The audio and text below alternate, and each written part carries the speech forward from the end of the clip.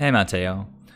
I think the other day when I was streaming, I actually didn't have my good microphone configured, so I'm pretty sure the audio was getting picked up on my laptop, so it should sound a lot better now. Yeah, so I'm just gonna play a little bit with the deck. Haven't made any changes since Monday, but felt pretty good on that day, so let's just go ahead and start a match.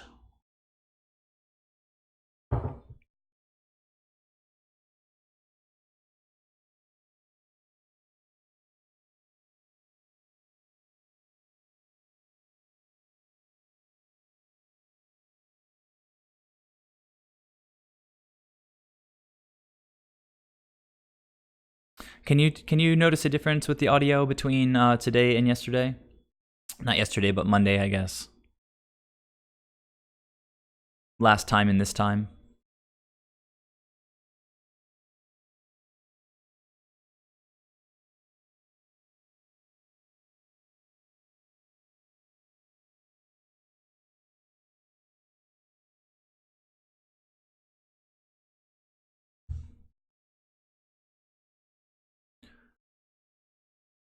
Yeah, I assumed it should sound a lot better because I specifically set everything up for this mic, and then I'm working on a laptop, so I basically when I'm not streaming, I just unplug everything, put it away, and then when I take it back out, plug it back in.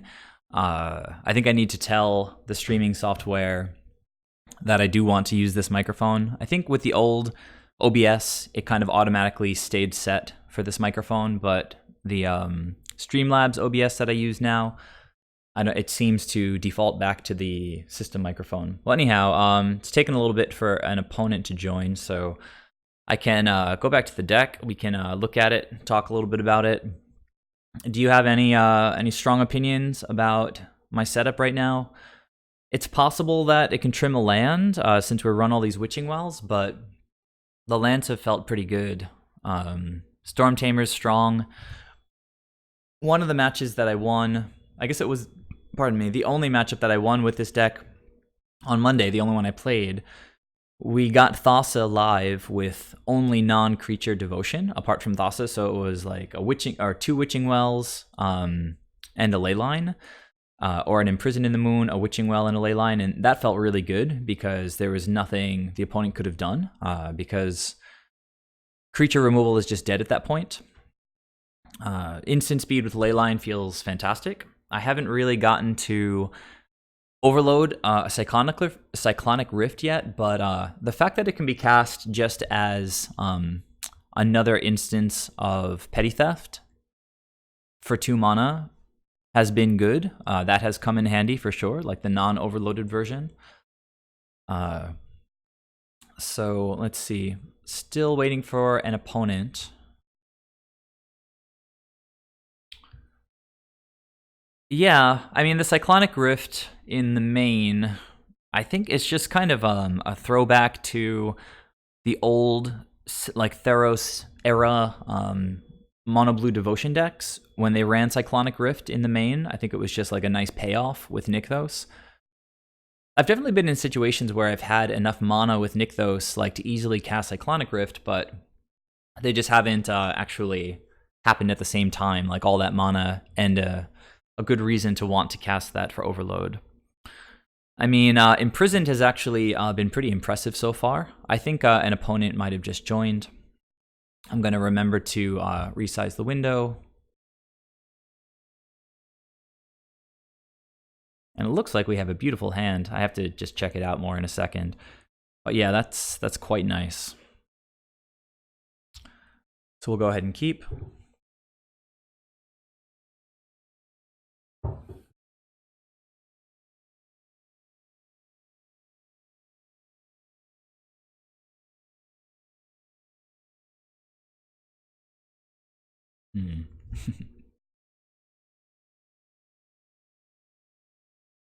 All right, let's get Leyline out there.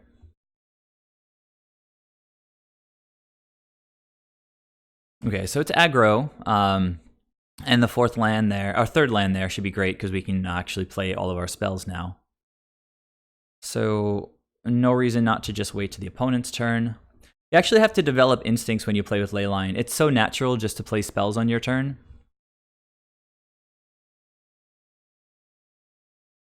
I could get this Pelt Collector now.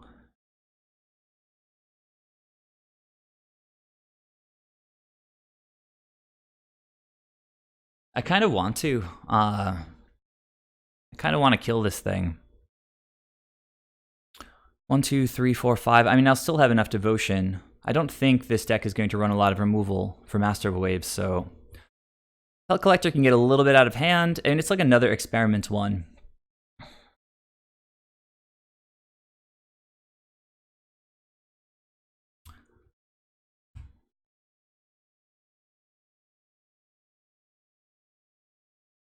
So Witching Well, quite nice there. Establish the devotion a bit more. Master of Waves and a fourth land. So let's see, we'll go island, and then second. Wait. You know, the thing about this, I think I just messed that up. It doesn't let you back up. Is that going to get me? No, it'll be fine, because this is just turn 2. So it really doesn't matter, but I need to be really careful about how that actually gets ordered. So next turn I'm going to draw an extra Master of Waves, but I'll still have a third land drop ready to go.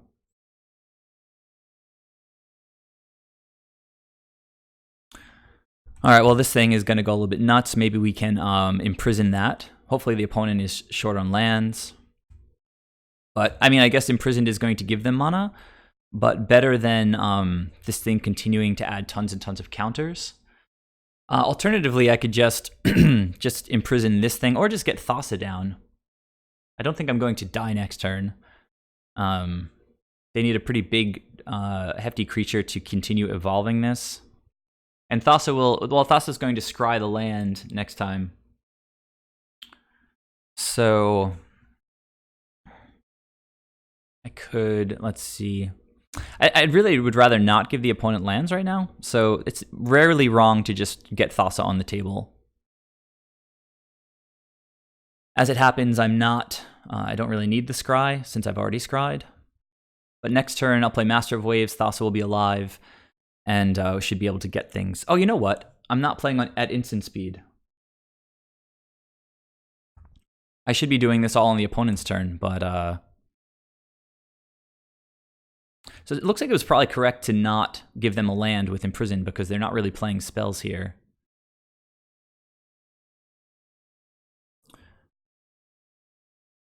So now I can do this at instant speed and not be silly about it. Hopefully get some good blocks going on. Possible the opponent has like an Assassin's Trophy, but then we have another Master of Waves for next turn.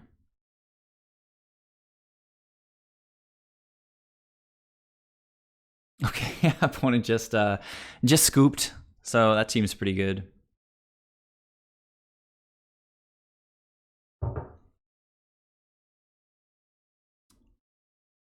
Wow, that was pretty strong, and it looks like it should only get better.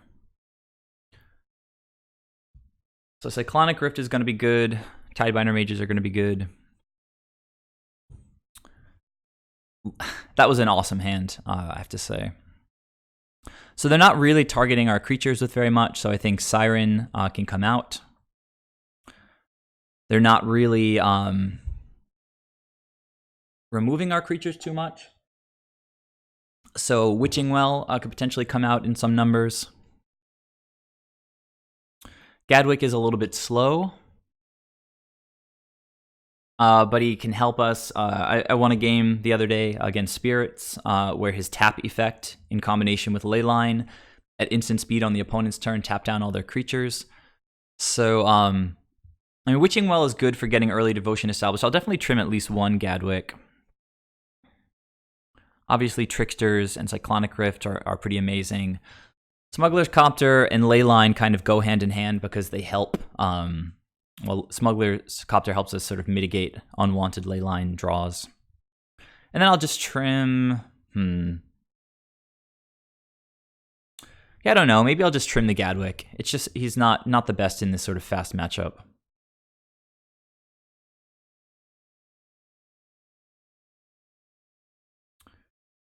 All right. Well, yeah, I guess I didn't need the fourth land, but wasn't terrible, I don't think. This is a good hand. It can slow them down and then get Master of Waves on the battlefield. So it's going to be probably like turn 2, tap something, turn 3, bounce something, turn 4, just Master of Waves for 3 tokens.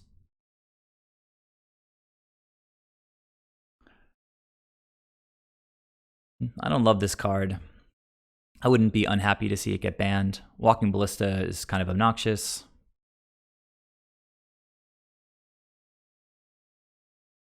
So I guess Sorcerer's Spyglass is going to be a good card to bring in to help deal with Walking Ballista. I should have thought of that, actually.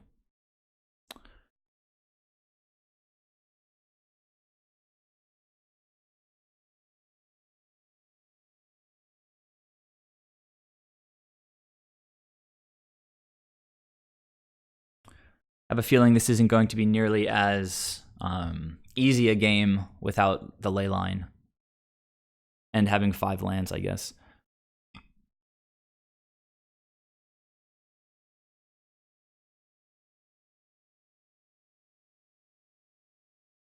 Opponent thinking very carefully.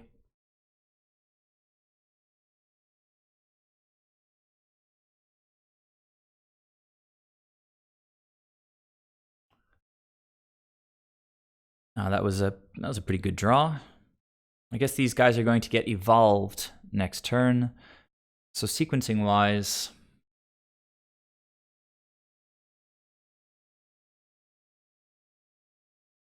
I think I just want to run out Smuggler's Copter. It's just too good.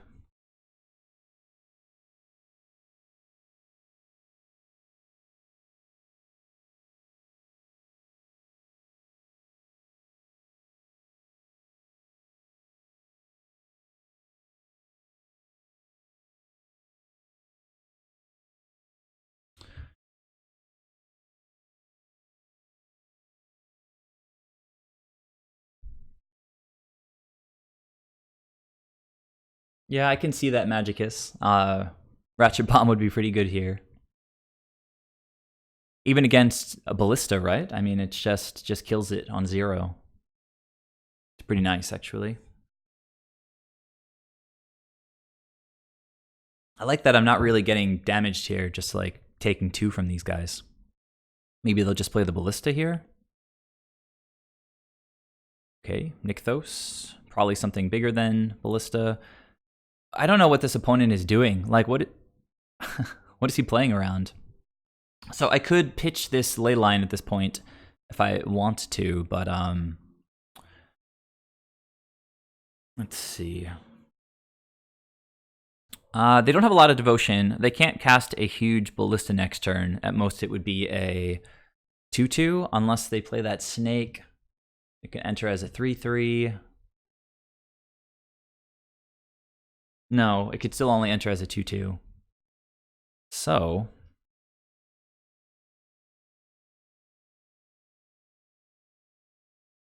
I could flash in Trickster, tap something, and then activate Copter to try to block something. Either way, I think I'm not attacking here. I think I'm just going to play a little bit of defense. Another Trickster would be pretty good. Avatar, I could tap one of these guys down right now so that they don't evolve. I think that seems okay. I'll tap down this guy since he can regenerate by removing counters. And then this guy will attack. He has 3 or more. He has trample. So yeah, let's just tap down the experiment, I guess. Just going to take the hit from... Actually, I guess I could trade with the serpent if I wanted to. I guess I'll figure that out during the declare blockers.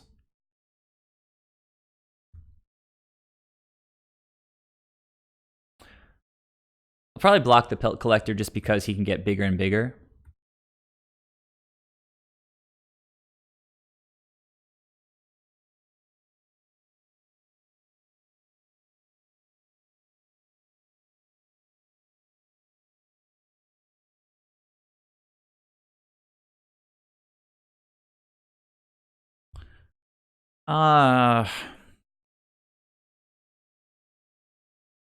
I mean, I'm set to start taking a pretty bad beating pretty soon. I don't know that Nykthos is going to help me very much this game. At the same time, this island is not helping me too much either. I don't know that I'll need blue, blue, blue, blue. So yeah, I don't know, just pitch. Doesn't really matter, I guess. Just one of these lands.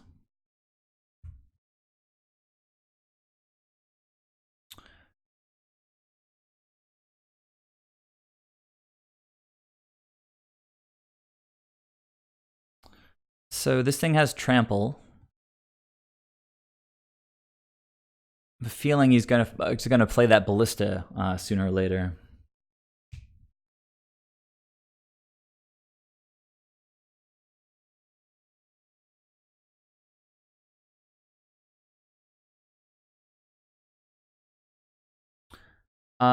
If you're talking about turn 3, let's see. Anyhow, I'm back to the game here. I didn't want to discard Leyline because it's one of the only like actual cards in my hand. So at this point, you know, I can either just flash in Brazen Borrower to try to trade with this guy. I'm going to be set to take something like, but then you can just kill this thing. Ballista kills Master of Waves, so it's not amazing. I think, I mean, if I play Leyline now, and then on my next turn I can play everything at instant speed, I can try to get them during combat with Master of Waves. I don't see many other options. Let's see, so this would be 6, 9, 11 next turn, with hopefully not much more. Maybe they'll evolve this guy, so I'll take 12. Yeah, I just don't see many options here, so Leyline, and then it gives me Devotion, so yeah, I'm just going to go that way with it.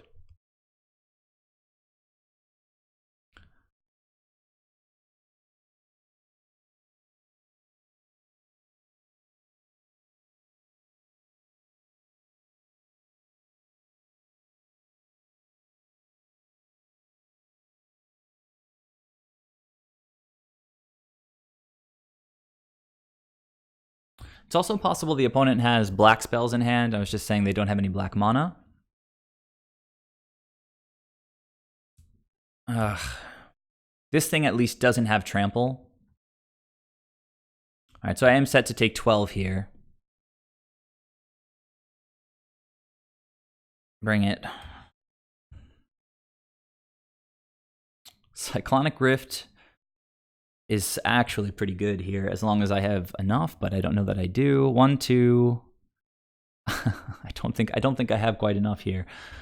Let me do the math real quick. 1, 2 plus 4 is 6. I think I've been in a very similar situation before with Cyclonic Rift. But I do have, let's see.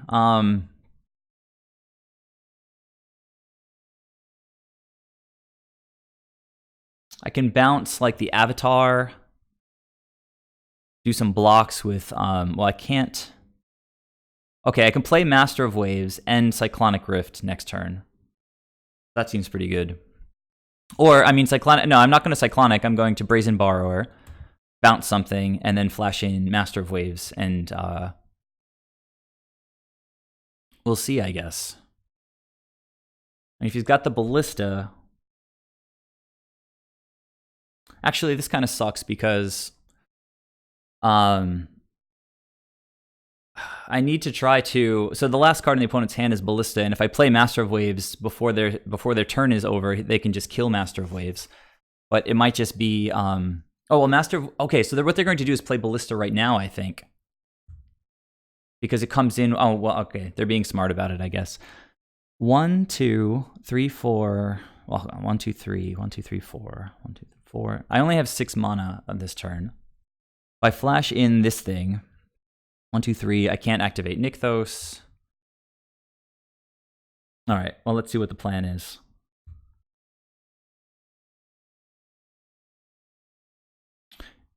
Oh, I thought they were only going to get in with 2 creatures. That'd be pretty good. Well, so if they play the Ballista,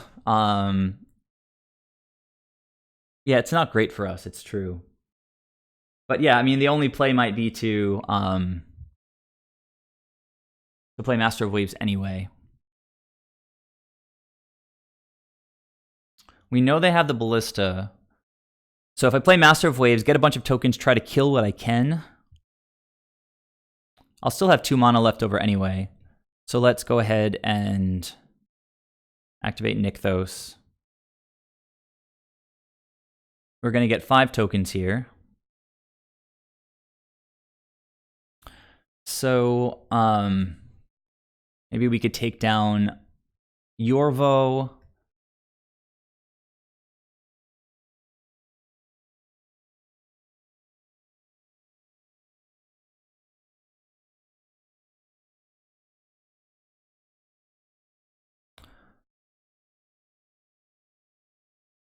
And then we could take down this thing, bounce the Avatar, take 3. Walking Ballista kills us next turn, but we're going to bounce it. But then they play it again.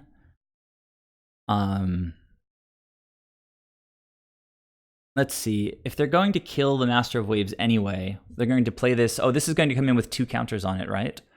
So they can kill Trickster and just eliminate all of our devotion. Well, okay. So I mean, I would take 4 here, right? Let's. Maybe I don't have to kill Yorvold or whatever. But it seems good, right? I'm bouncing everything back to their hand.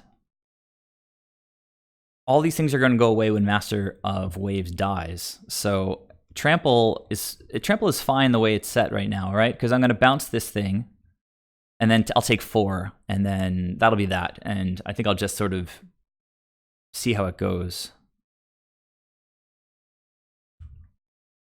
Oh, I think I'm just going to die to the Ballista. So did my diligence, did the best I could. I was going to die to Ballista anyway if I take 3 here. So I'll let the opponent know, I guess, that I have this thing. I mean, this game was going to be rough. We were on the draw. I didn't have Leyline in my opener. So now we just die. All right, well, opponent had Ballista from the beginning.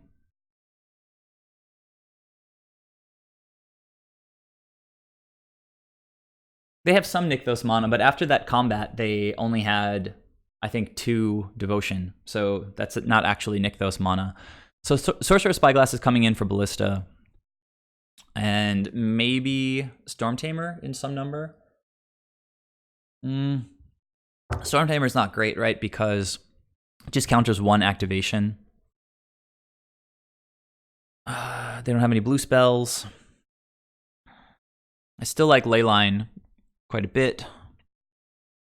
We were only 1 mana away from being able to Cyclonic Rift them. Unfortunately, we had like Smuggler's Copter instead of other devotion spells. So maybe we play Storm Tamers just to get early devotion established, since it seems really important in this matchup, and take out some number of something else. Imprisoned in the Moon is a little bit slow, but removal in general seems kind of important.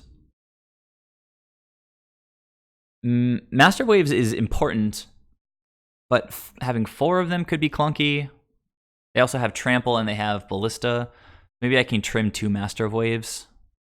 Hopefully lean on Thassa a little bit more. I mean, Tidebinder Mage is awesome if I can get them down. And yeah, Sorcerer Spyglass for Ballista will hopefully help us get there.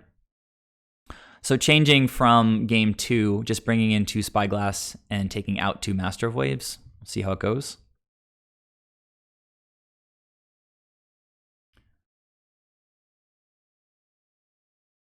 This is a mulligan. This is a lot better.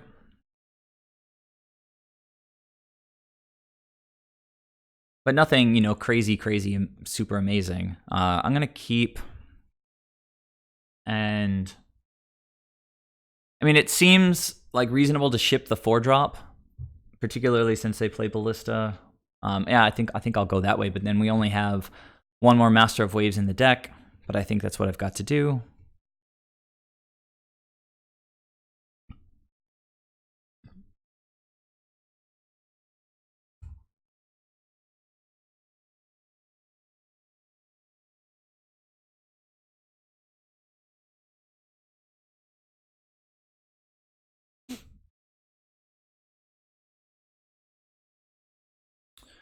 I hope they don't lead on Winding Constrictor. Well, let's see. I guess Copter comes here.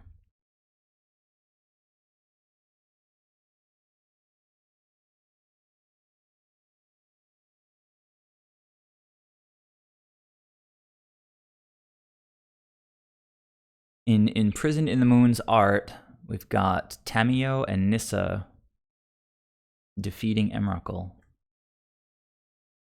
Okay, Hardened Scales. This can't target that. Only creatures, lands, and planeswalkers.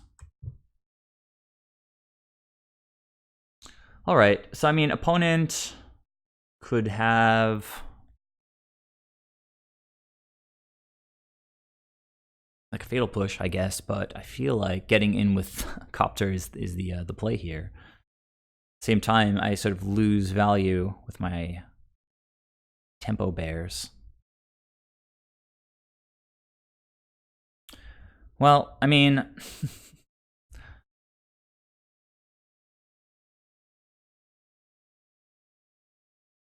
yeah, I mean, I don't know. Got to start playing cards.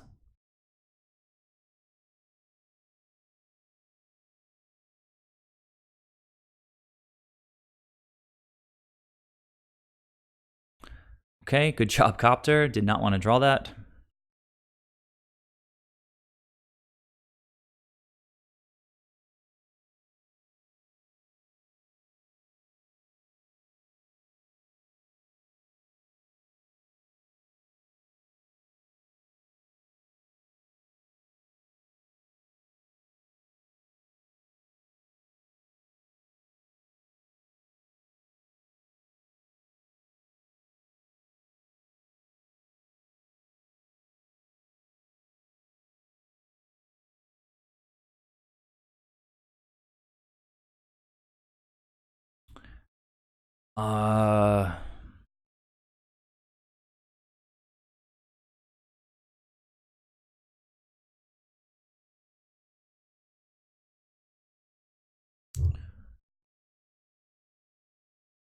So is this thing like an X plus 1?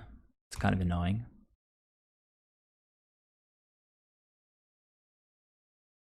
Not really drawing lands here. This mulligan.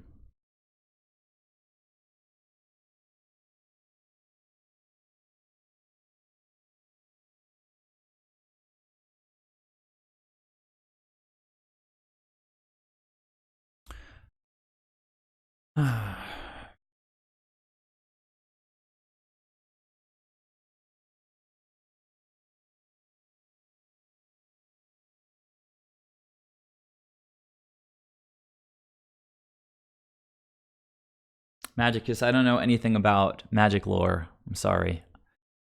So I think I do want a third land. The opponent has hit their land drop so far, so sort of thinking that the Cyclonic Rift can go. I like the other cards better.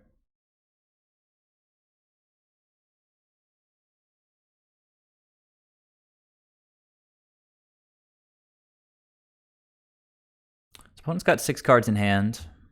There's that Winding Constrictor.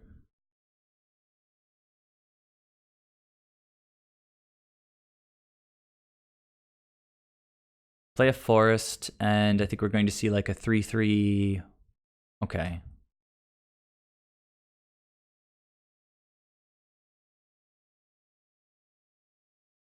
Thassa is nice. This thing has reach. I can just keep attacking, or I can just imprison it right now. Also, I can just imprison this thing. Imprison seems great for Ballista, but unfortunately, Ballista just gets to kill my dudes. So I think this turn I can sort of afford. Maybe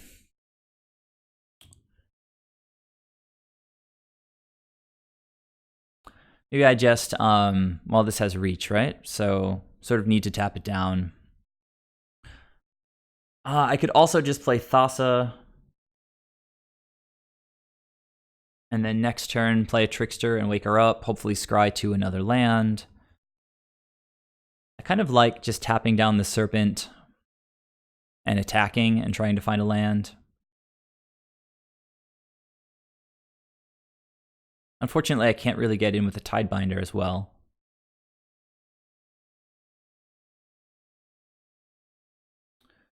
But if we attack, let's just think about the crackback here. They don't have, this guy can't attack, so it's not like a huge attack on their part.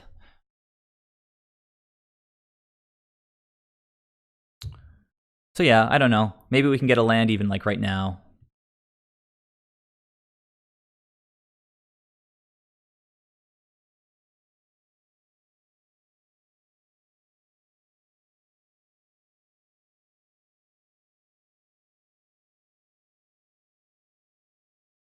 There's that other Cyclonic Rift. If we pitch the first one, I guess we might as well pitch the second one.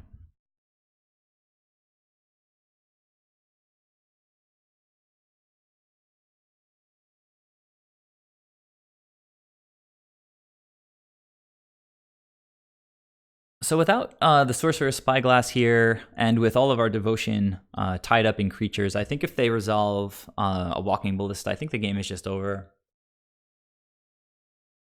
So thank you, Magicus, for pointing out the Ratchet Bomb technology, because it does seem like this matchup is a bit of a problem.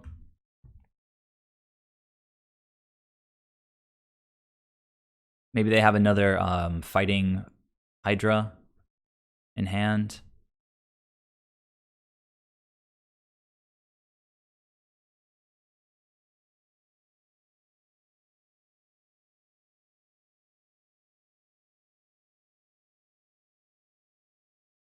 So if I had a Ratchet Bomb here, I guess I would just play it on 0 and kill the Serpent. Okay. Well, I mean, if they had a Ballista, I feel like they would have played it already. They get him for 6 here. Or I guess not. This thing wants to stop the Copter from attacking. That's fine, I'll stay at 18 life. So now we jam, if we jam Thassa, she's just a wall against these guys. Alternatively, I could play another Trickster. Could also just play Imprisoned. But this guy is huge and only getting huger. So I think Thassa is the play here. And then we'll untap with Tricksters, and potentially, if we get another land, we can attack sort of unblockable. They only have one thing with reach. So yeah, I guess it's Thassa here. And just hope that they have lands in hand, I guess.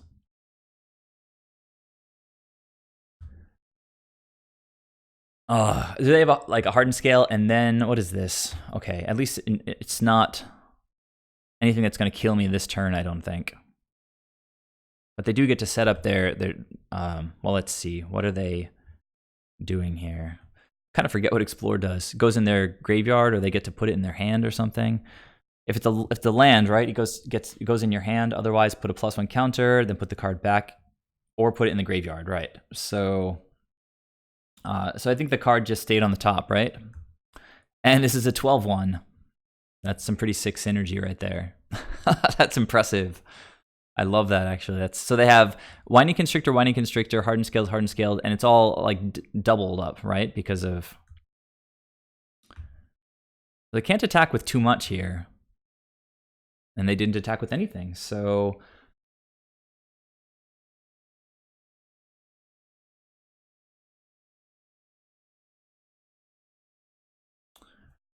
So I don't know what this Rishkar card does. I'm going to check it real quick.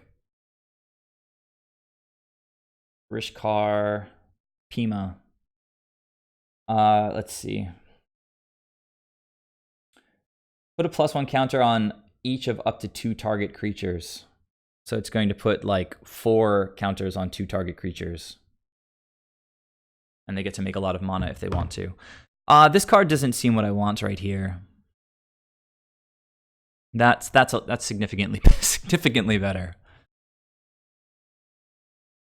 So if I make 5, oh my goodness, it's so close. If I made 5 mana here, I could if I made 6, I could just attack and win, right? So they only have one thing with reach. I can play a Trickster, tap this thing down, crew. Make Thassa unblockable, swing for 8. Still not enough. Sorry guys, I closed the chat. I need to open it again. So what is the play here? I've got currently access to 6 mana, I believe. Witching Well is free. I can play all my cards out. This thing has reach. All right, so play the Trickster, tap the thing down with reach. Can't activate Nykthos at that point. Oh wait, do I have 6 mana right now? I do. Wait, 1, 2, 3, 4, 5. Oh, I do have 6 mana. That's what I was saying. If I had 6 mana, so yeah, not too much to think about here. Actually, Witching Well is free, so I might as well play that. So I guess just whatever, bottom.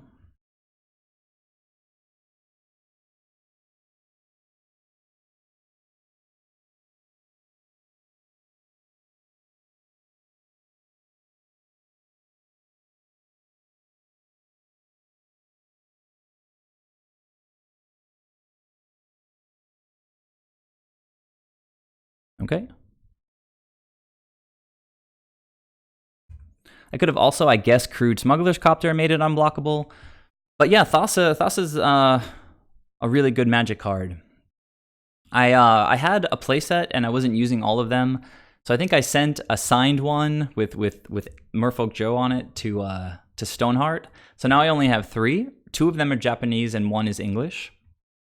But I just ordered 2 more Japanese because I love how this card looks in Japanese. Yeah, the opponent has like an insane amount. It's 24, 26, 30, 34 power. I think I just ripped Nykthos, right? Like I shipped Brazen Borrower and found Nykthos, so seems to support playing the 3 copies that I have in the deck.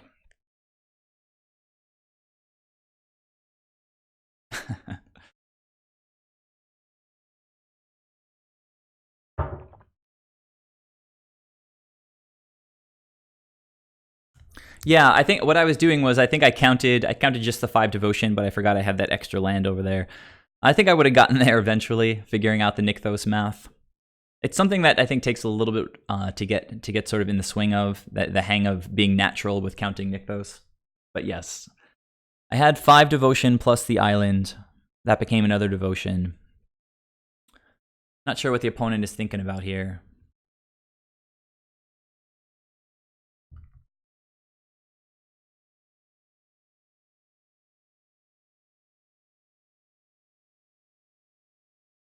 So this is game 3, right? It has to be since I'm at like 6 minutes. I think I won the first game, and then yeah, with Leyline, it was a pretty solid game. Then I got wrecked in the second game, and I'm wrecking the opponent here.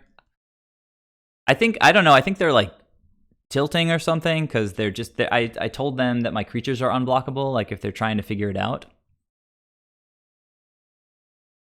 So, not sure what he's doing. I mean, Thassa prevented them from attacking a bunch because they didn't even get in with Yorvo for some reason. And then they didn't get in with the Stone Coil Serpent because Thassa could have just killed it. I've never seen a 12 power Jade Light Ranger before.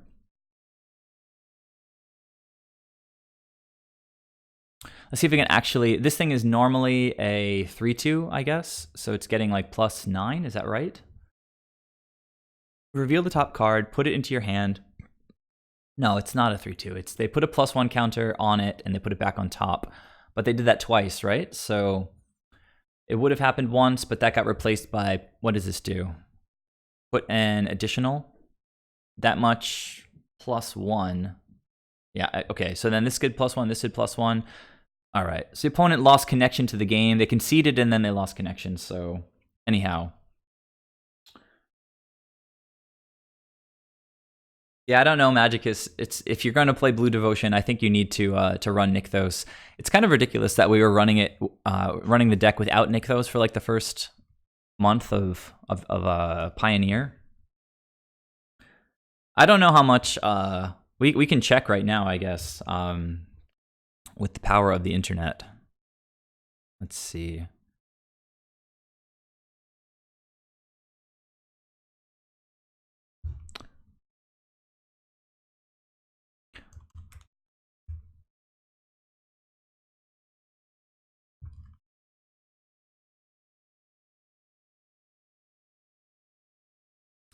So here we have it, Nykthos, Shrine to Nyx. The foil is not too bad, actually. I thought it could be a little bit more.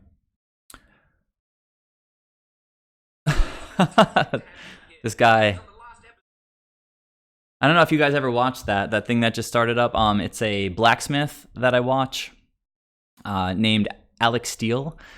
He has a really good YouTube channel. It's super entertaining. So I guess I was watching that when I closed Chrome. So when it opened back up, it just started again. But yeah, it's like 30 something, even on TCG, not just on eBay. So I think I'll just go in and jump into another queue real quick.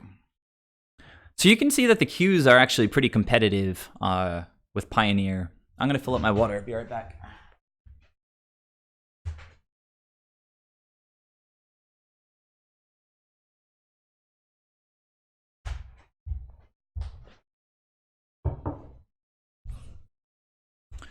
So let's take another look at the list while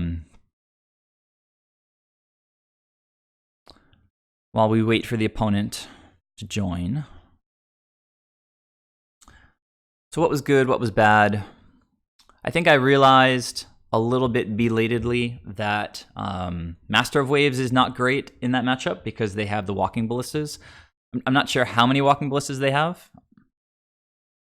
I would like to play first. Let me adjust the window for you guys.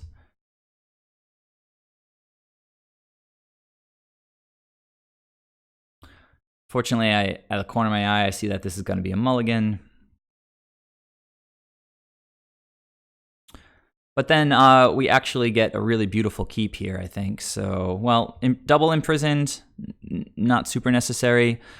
We can definitely scry away a land, though, because or ship a land because we're going to get a lot of. Well, we need a creature to get Smuggler's Copter going.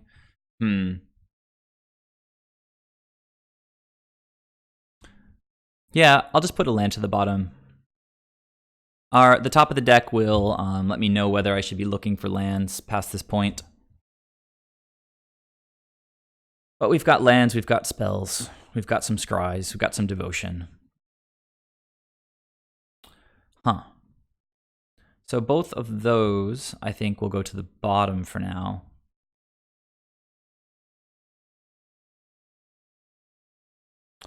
So in the next 2 draw steps, we need to hit either like a 1-drop creature or a 2-drop creature.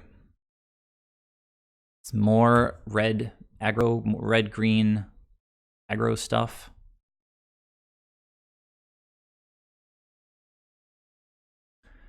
Ugh. All right, where are you, Tidebinder mages?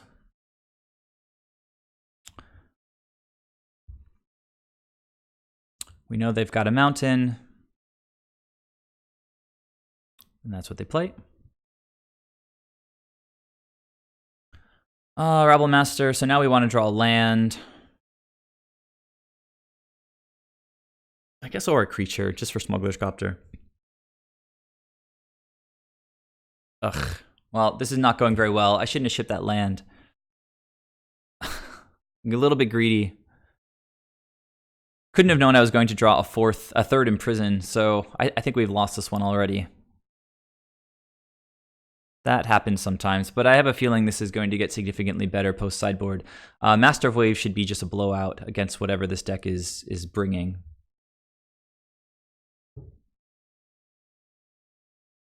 Yeah, I mean, in hindsight, shipping a prison just seems like it was the way to go.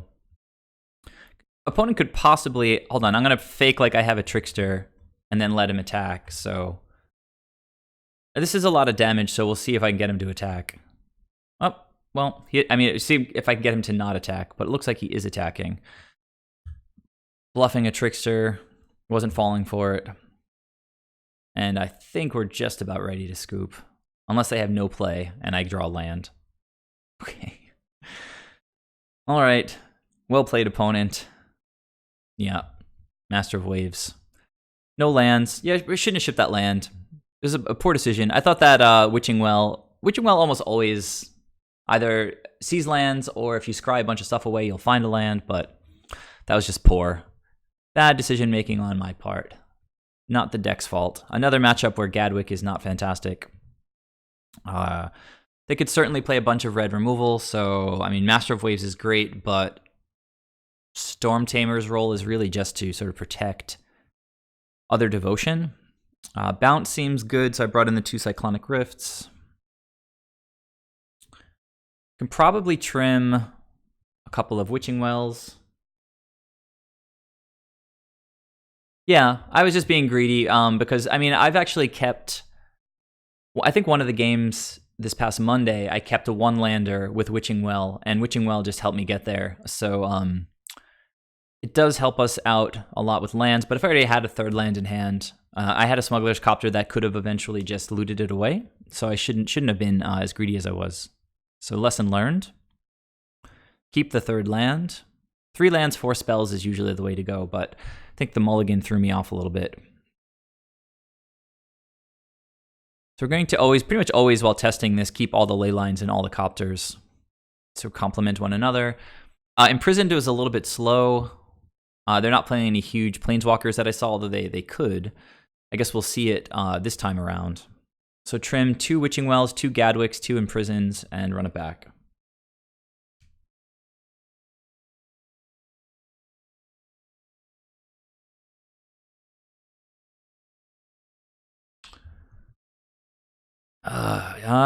Yeah, I guess we'll keep this and then hope for Nykthos.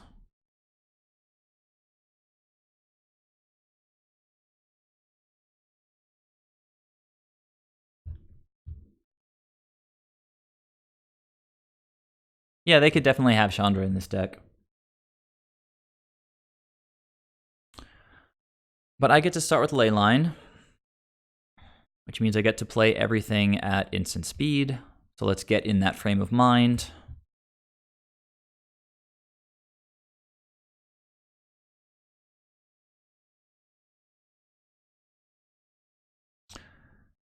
Okay, Once Upon a Time. Again.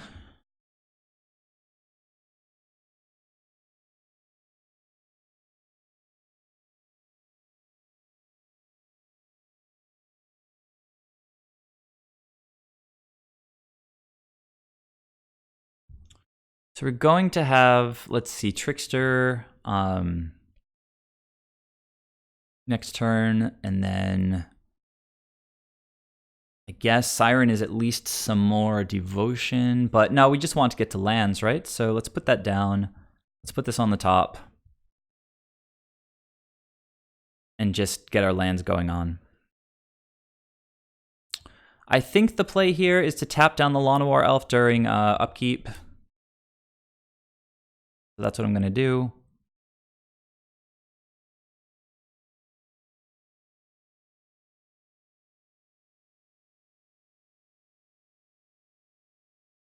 See, this is when the deck looks really good, when you've got 5 devotion on turn 2.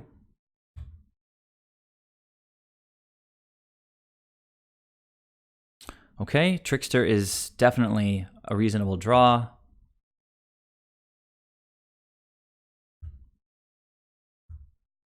But we really want to hit that next land. Really, really, really.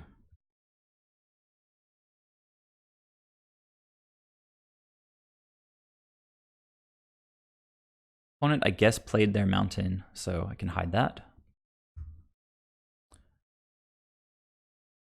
And then we're going to tap this thing down. Frustrating for the opponent, I'm sure. It seems like they're a little bit short on lands. But maybe not. Maybe they're just sequencing things. All right, so I've had... all right, well, that's just freaking wonderful. They're tapped out now, so I could go for Master of Waves before they can kill any of my devotion with more red removal.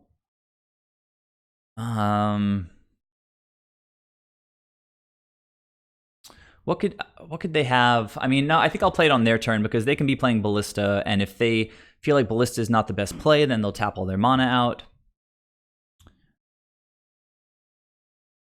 and won't be able to play Ballista, and I'll just be able to hopefully untap with like 6.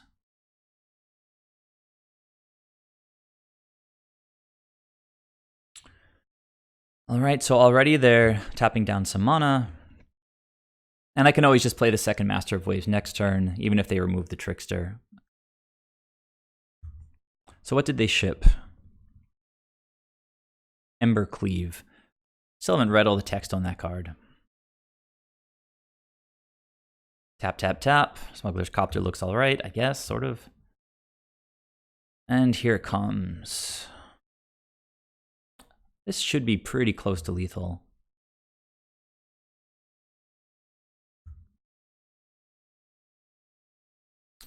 Okay, got my own Smuggler's Copter. I can attack. If they block, I can just make everybody gigantic. So if they block, let's see, one of these and Master, then they're going to take 5 times 3, 15, 16, 17.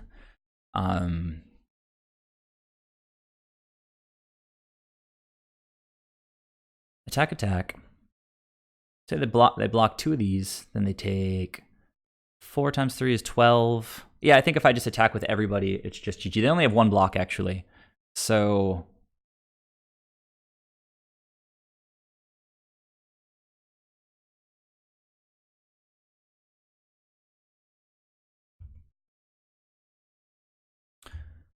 instant speed combat trick Master of Waves is pretty good.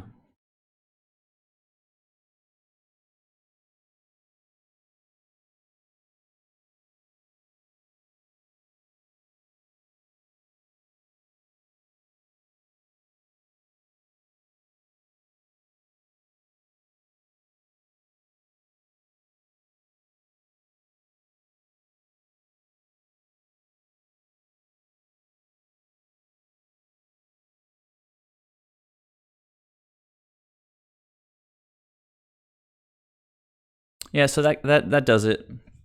Thank you, Leyline. Thank you, Master of Waves. Thank you, Tricksters. Well, that seemed fine. The Witching Well is like always good. You can take it out in matchups where there's not a lot of removal involved, but it's just always a good card. Yeah, the 4th land, I didn't even scry it, it just came, so thank you, 4th land. So what did we see that game? We saw a Copter, and we saw a bunch of Llanowar Elves. They did end up getting sort of short on mana. Tidebinder Mages are excellent. Smuggler's Copter can trade with their Smuggler's Copter. Witching Well is just so good. I think Imprisoned is just clunky here. I mean, Imprisoned is great against like Field of the Dead and like Oko, but it's not amazing against Llanowar Elves, obviously, since it just kind of keeps their mana neutral.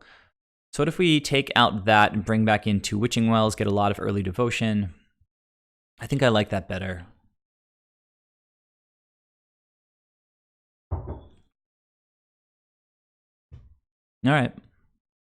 We didn't see anything for, I guess, Sorceress. We could take out Smuggler's Copters and just potentially name whatever they play. But the only thing that we saw, so this can't name Llanowar Elves. Phyrexian Revoker can name Llanowar Elves, but not this. And we didn't see any Planeswalkers yet, so I think it's correct just to not worry too much about Spyglass. All right, so being on the draw against this crazy deck is rough. Speaking of rough, this opening hand is rough.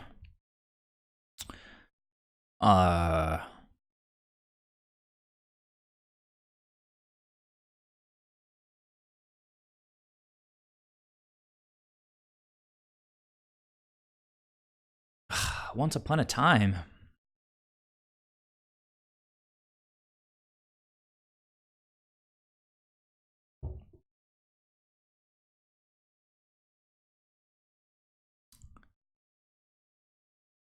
All right, 1 drop.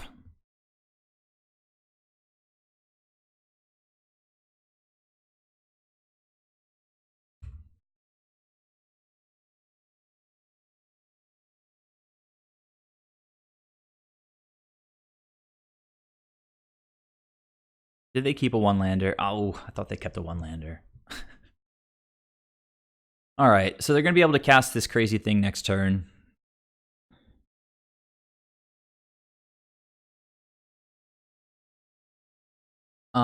And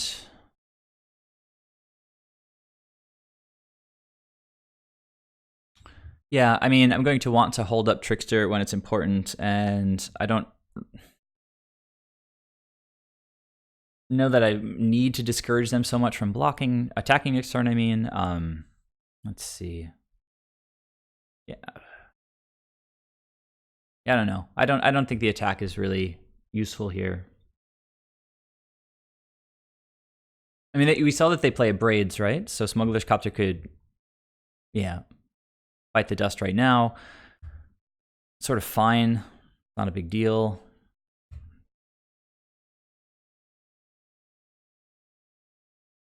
All right, well, quality of cards in their hand seems to be kind of low.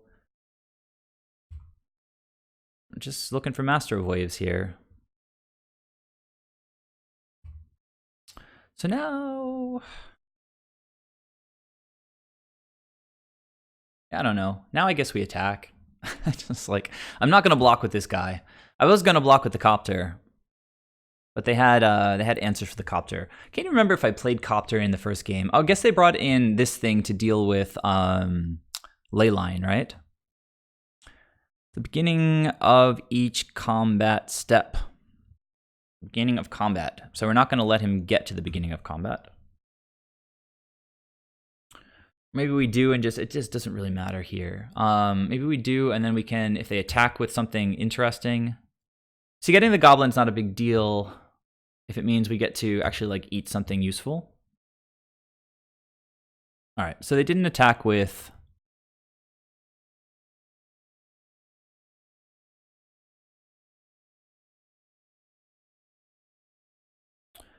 this Love-Struck Beast. They wanted to cast its second main, so now they're not going to be able to do that. And we'll just eat this Goblin. Take 3 and draw Master of Waves. Oh, Gore Clan. Oh, wait. Stop. Okay, that's fine. I was thinking if I wanted to use Storm Tamer or not. Huh. Well, all right. I can tap something and bounce something, so I don't know if I'm ready to trade yet. And bounce. All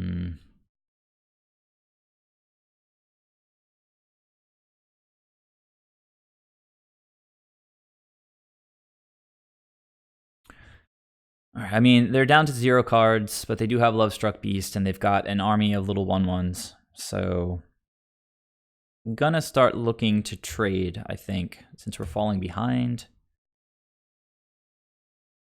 Probably tap Rebel Master on the first main.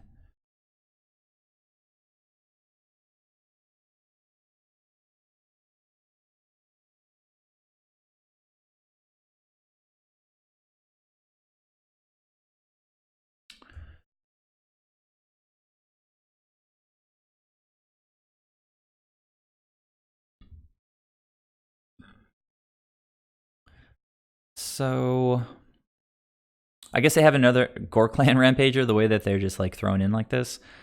So we block and then potentially let them try to Gore Clan and then blow them out.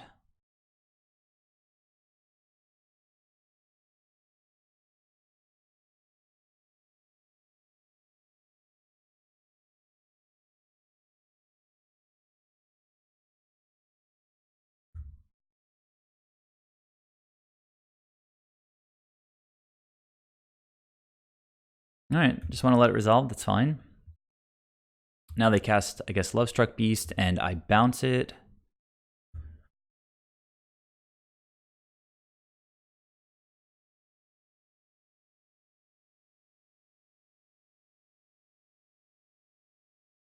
All right, Master of Waves. Where are you at? Well then, let's see. This goes to the bottom. This goes to the top. Or does it? Am I dead if I... So this guy is going to keep making goblins. Even with Tidebinder Mage.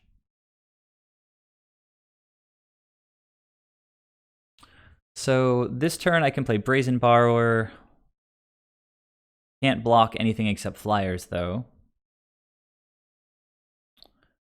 They attack with the Rabble Master. I mean, Tidebinder Mage just seems like good value. But then again, I mean, I guess we're not even at... With Brazen Borrower, we'll be getting to... all right, I'm going to put this on the bottom. I think we want something a little higher impact right now.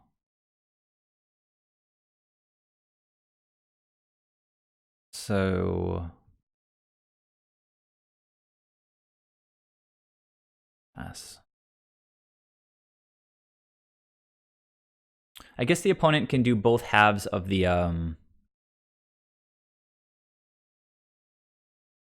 Love-Struck Beast now.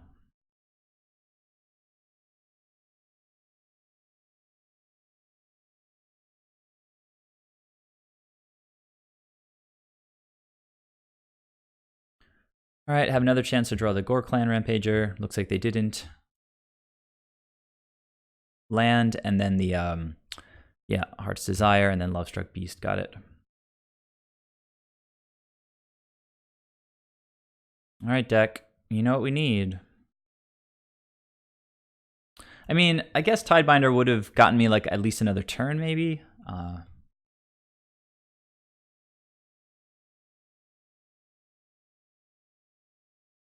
Ugh. All right. So block the big thing, take 1,000,000 damage, and I think I'm dead. I mean, I could play Witching Well, or I could just crack a Witching Well, draw 2 cards. But then I still only get to play 1 land here. Let's just see what's coming up, I guess. I just put one of you guys to the bottom. See, this is kind of an awkward game. I'm pretty sure I'm just toast. Block, take a bunch, lose. All right. Seems like kind of a tough matchup. So did my best. Play Master of Waves on your top. No, if I topped that, I still would have lost, I think. I needed Master of Waves or nothing else, I think, in that spot. Because the Rabble Master just continues to make hasty goblins.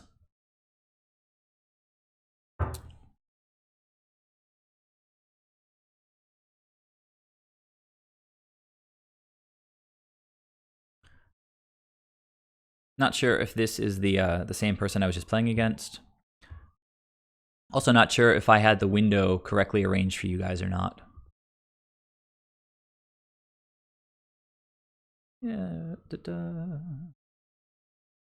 we go. I have just been mulliganing a lot lately, huh? So I don't have a Witching Well. If this was, if like the Storm Tamer was a Witching Well, I'd probably keep this. But Double Thassa also just means it's a mulligan. Jesus. Well, now it's double Leyline. Double Leyline, hope to draw lands and Nykthos.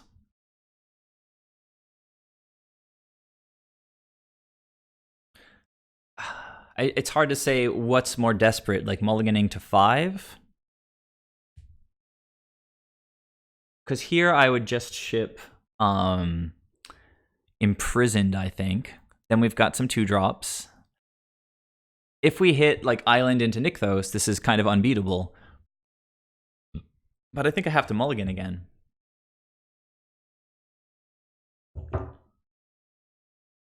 I don't think this deck mulligans to 5 very well.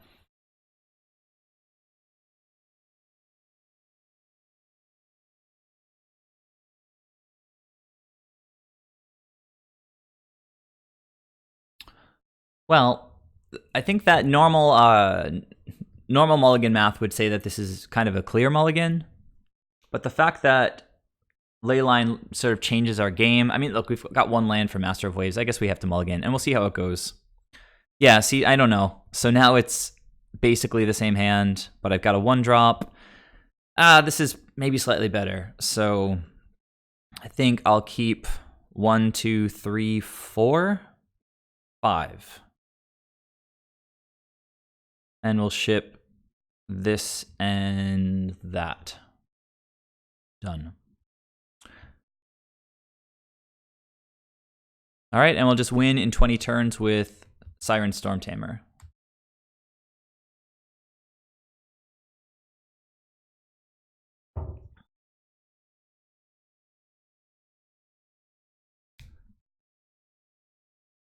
It's the Thoughtseize now.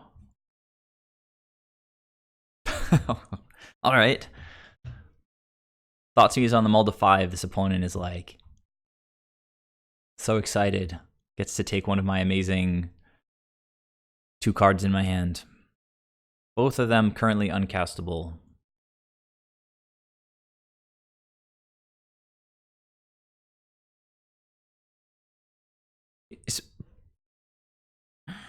Yeah, I could. It's true. It doesn't really matter though. You're right. I should always get into the frame of mind when I have Leyline on the battlefield that I should be playing at instant speed for sure.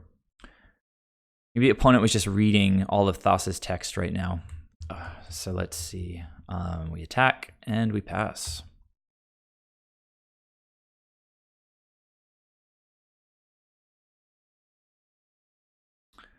Everything at instant speed. If they Thoughtseize me again, I could counter it. I kind of like them just hitting their life total though. All right. Revealing 5 cards. Probably going to take Murderous Rider, I guess. Depends on their land situation, I guess, but Murderous Rider is just great value when I'm trying to claw my way out of a hole. Okay, well, they took Blooming Marsh.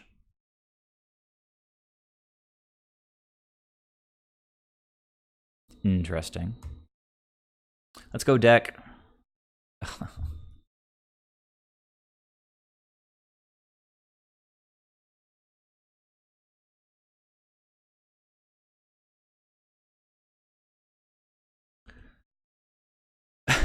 Gadwick.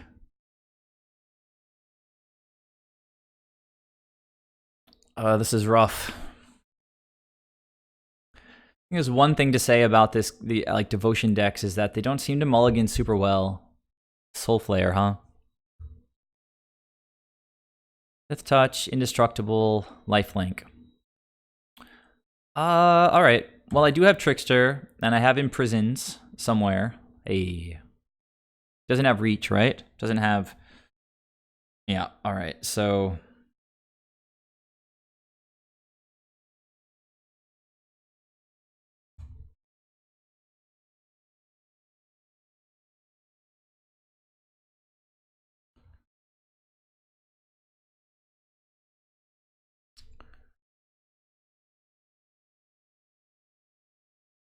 Now I can just keep drawing Tricksters for the rest of the game and probably win, I guess.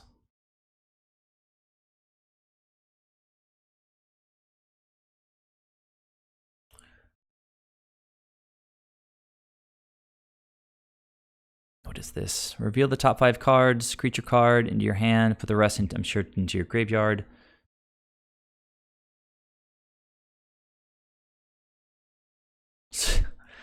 Yuck. Alright, so they get to put another Soul Flare into their hand. This is going well for the opponent.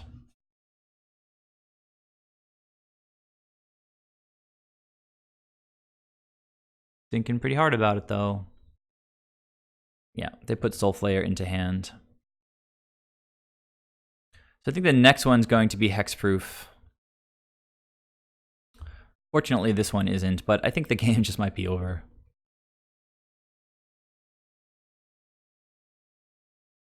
Hexproof, Trample.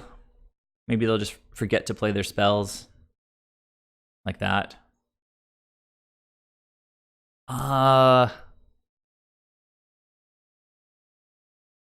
Yeah, I don't even... I'm gonna play Copter, but on the opponent's turn, I'm not gonna block with it, I guess. So I can just attack with all my dudettes.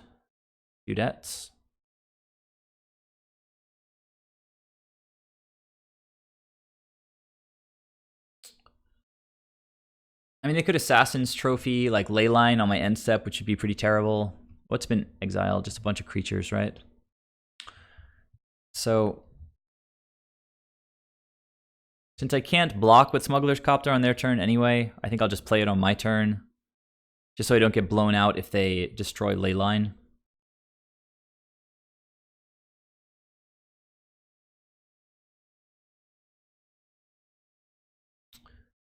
I mean, the upside of this is that I'm playing against kind of a janky deck. I'm going to bring in counter spells so I can counter Soulflare. Why did the opponent not play another Soulflare last turn? A huge punt. Unless they didn't have enough, but they did.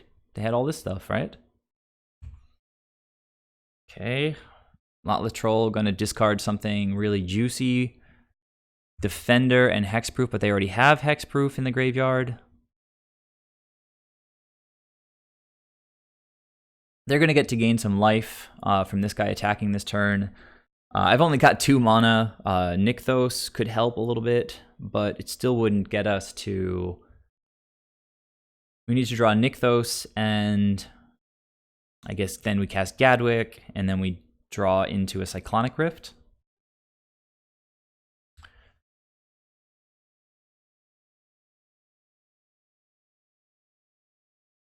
Yeah, casting in response to destroying Leyline.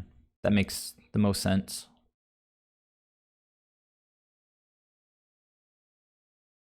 Opponent is playing too slowly.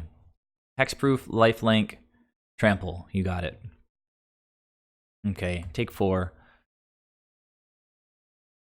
I get to start. There's no reach, right? Oh, I get to bounce something. Oh, hexproof, right? So I can bounce this guy, the replay with more hexproof. But at least it's something I can cast. Doesn't seem terrible. They both have lifelink, but I'm going to bounce one of them.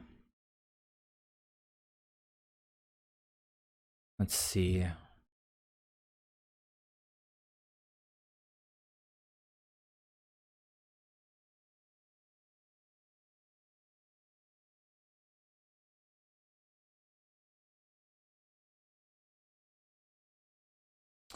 Let's see. If they're going to just gain life, is it not better just to leave Trickster back? If this guy, well, he gets to get counters whenever he wants, basically, if they draw creatures. So trying to block with like a Trickster would get blown out. We have to deal damage somehow, but also not die at the same time. And crew like this and then leave back Trickster, but then they can instant speed blow me out that way.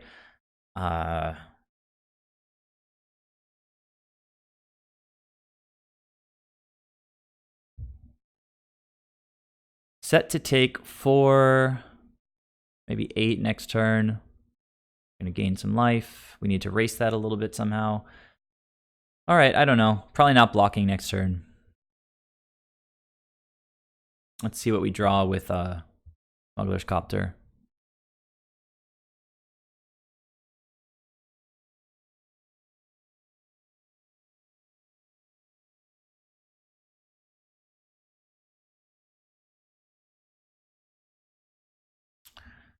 Oh, well, Hexproof is kind of annoying. And I don't have enough mana for that anyway, but Leyline is even worse. So let's peace out Leyline. All right, so we're on the Brazen Borrower plan here. Neutralizing their life gain at least. We'll take 6 or 7 here. Sorry, 7 or 8. Let them recast a Soulflare, and it will get hexproof, but it won't have lifelink, assuming they don't add anything else to the graveyard.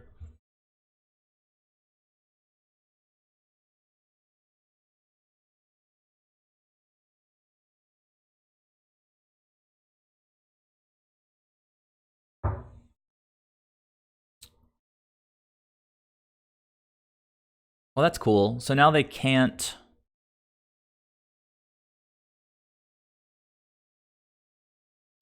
Now they can't replay this Soul Flare, which is kind of nice. Second main phase, opponent. Second main phase.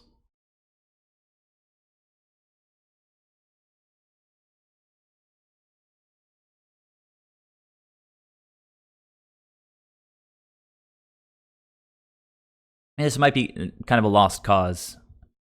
Lifelink against...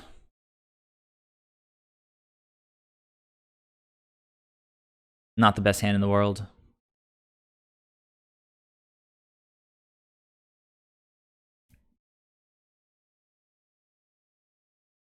Okay, well, land is decent. This thing has hexproof. Nothing has flying, so I can't block with Brazen Borrower. It doesn't have trample, so I can chump for days. This thing, what revealed that? Why is that revealed? Maybe it was from earlier. Yeah. Okay, I can imprison something. This has hexproof. The next one is going to have hexproof. I can also just play this, get even more devotion down, try to start attacking more. Leave back a little guy to chump the Ferox. I can't do anything about this until I get 2 more lands, like to get rid of hexproof.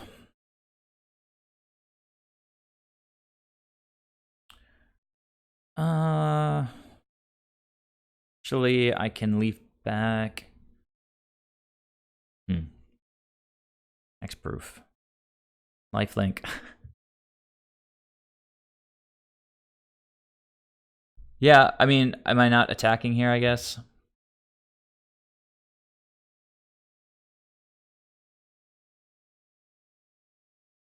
Block duty. Maybe you can take down one of the Soul Flayers.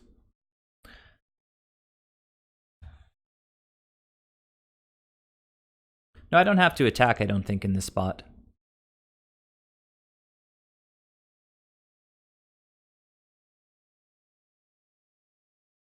I think blocking is actually pretty good. Like, if I crew and block with these two...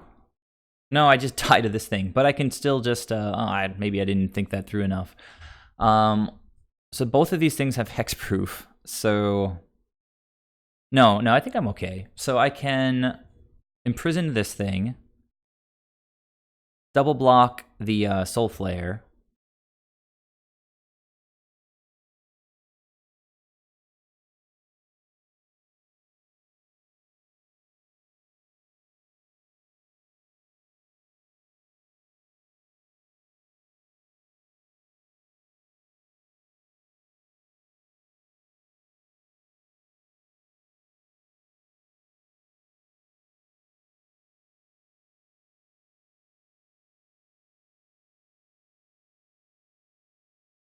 We know the opponent has the other Soul Flare and some other card in hand.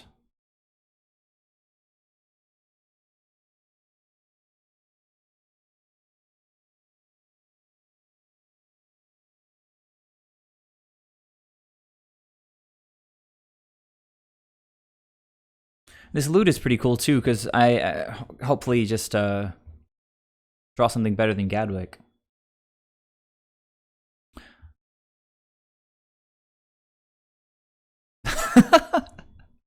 Wow, that was pretty funny. Comical timing there.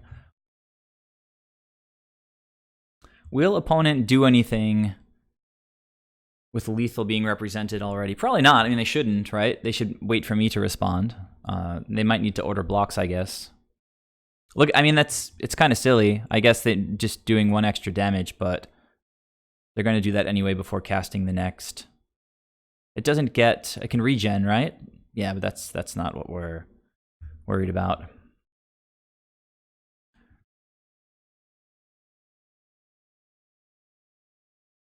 Okay, so we're going to take 6. We're going to lose one of our creatures. Got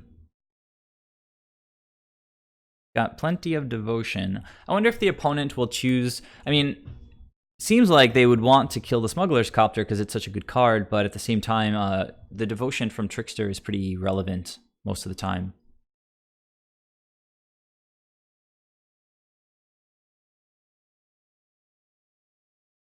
Well, they killed the Trickster. So, well, Gadwick at instant speed. But they did not. Why are they not playing their Soul Flare? I have like no idea what this guy is doing.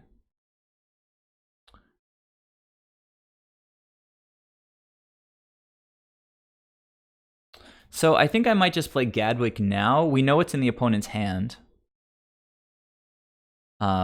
Hopefully I don't know. I draw because they had Thoughtseize, right? So they could take cards out of my hand.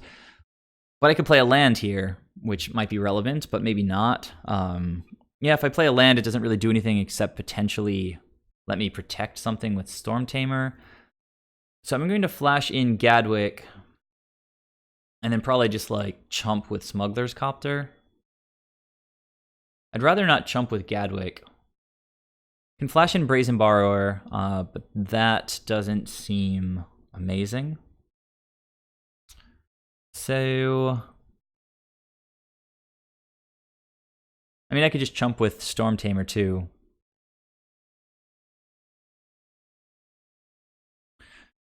So, yeah, I guess that's the play here.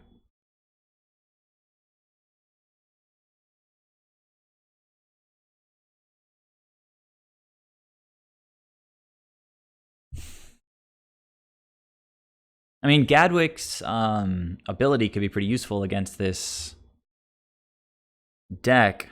Everything has hexproof, so probably not, actually. Get this cool land the opponent has.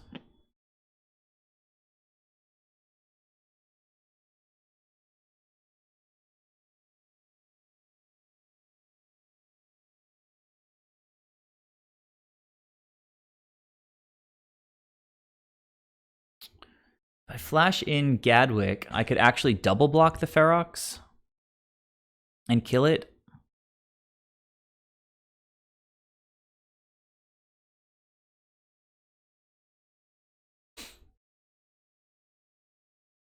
But Gadwick is so much devotion. I guess Gadwick's going to draw a card, and we will...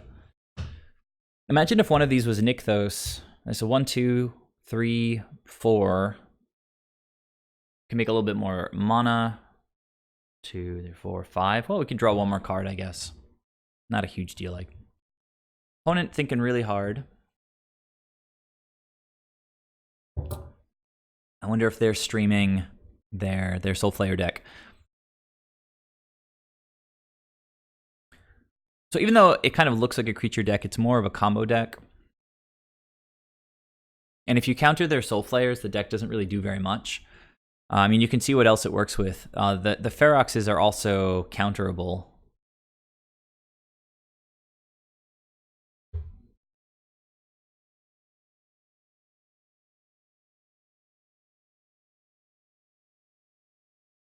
This is the game where I mulligan to 5, I think, right? Maybe not. I can't remember exactly. Okay, so what is this thing going to have? Just hexproof. They could have exiled Caryatid. Oh, well, that would have given a defender, right. Okay, so just hexproof. Hopefully opponent misses their attack. All right, they didn't. So let's cast Gadwick. See what we draw.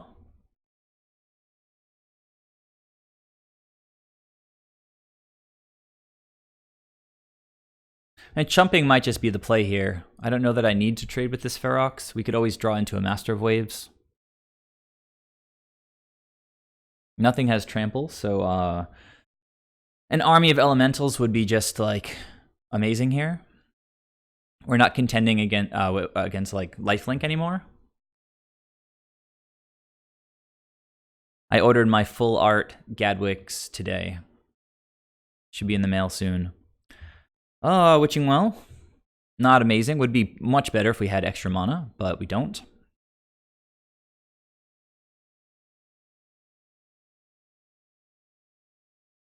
So I don't think the play is double blocking here. I could also... Oh, opponent's going to try to kill something. Murderous Rider. I still don't have mana up. They could kill Gadwick.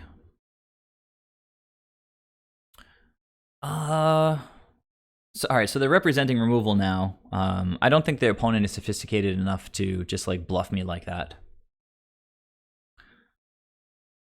So I'm going to try to just block with Smuggler's Copter, and I think at this point the best thing Smuggler's Copter can do is like loot into something meaningful. Ugh. No, hold on. I'm gonna crew with this thing, because if they kill the Smuggler's Copter, then at least I can chump with Storm Tamer.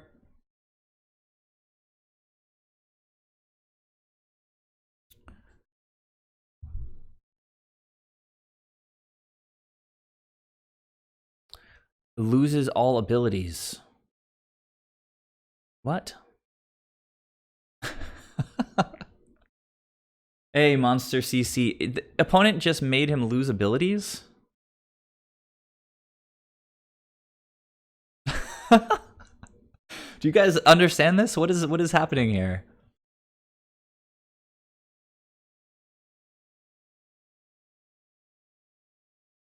They're just messing with me. Yeah, there's that there's that removal spell. Unfortunately no mana up. So there goes some devotion. It's kind of sad.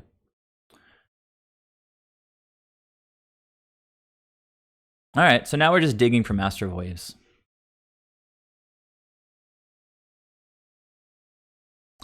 Storm Tamer at this point. Are we gonna die next turn? We've got a Storm Tamer to chump. We've got a double chump.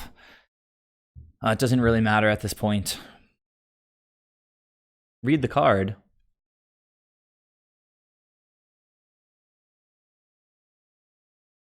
Oh, yeah, you got it. Thank you. I haven't played against this card enough. I did see the can't cast non-creature spells, but thank you. I thought he was just trolling me. So, let's see. I mean, the opponent's been making some weird plays. So, let's get rid of Witching Well. Kind of need Master of Waves. Or I guess Thassa. 1, 2, 3, 4. Yeah. So double chump and then Master of Waves, I guess, is... Yeah, I can't even activate Ventress here. At this point, I'll just play kind of fast, I guess. Oh, I got Brazen Borrower to come in, so that's something to do with my mana. Unfortunately, I can't block these things. Murderous Rider. I can't block these things with Brazen Bar is what I was saying. Otherwise, I could double block Soul Flare, kill him. But Brazen Borrower will contribute a reasonable amount of devotion. Just need Master of Waves at this point because Thassa's not good enough anymore, I don't think. Oh no, she still would be because taking 2 is sort of fine. There it is. And now we wait. We lie in wait. So the opponent is let's see. 1, 2, 3, 4, 5. Going to get six elementals. I can attack. Nothing has trample. Can't block with this thing anyway, right? So let's attack.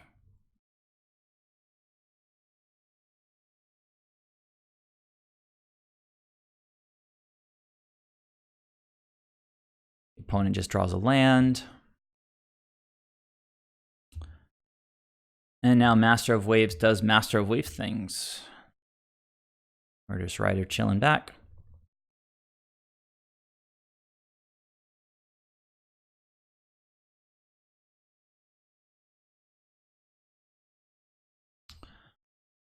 So yeah, I'm just going to get rid of these things. Well, actually, let me think. If I just block, let's not be silly, right? If they go up to 15, like, we're not going to have lethal on the crackback, I don't think. So we have to block like this.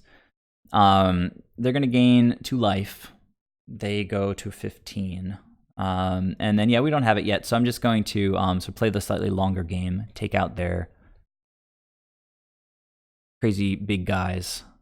And now we are suddenly on sort of even footing. And I can start scrying with Ventress.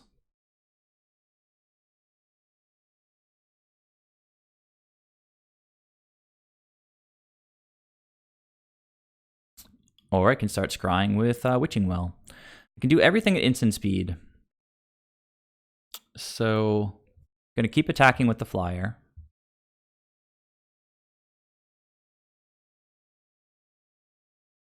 Oh, I mean, so I probably want to flash in Witching Well and then just draw cards.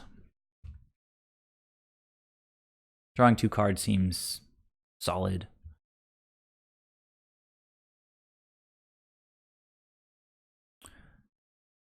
If they have removal from Master of Waves, I mean, Murderous Rider is still just dealing 2 damage. Another Soul Flare, huh? With Hexproof. Alright, well, we sort of got that thing covered. Getting in. I'm going to flash in this Witching Well now. See what it shows me.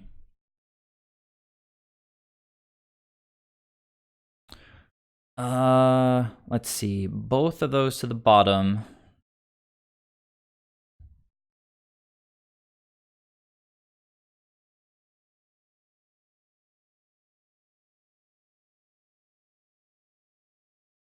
And then we draw some cards.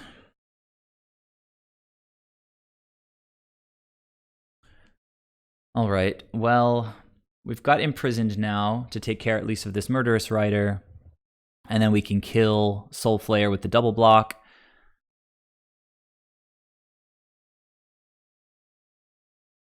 Yeah, I have to take this here. This has been a long game. Should probably play faster. Okay, I can loot away that. Actually, I might just be better off just like eating the Murderous Rider. Double block here. Can loot away the island.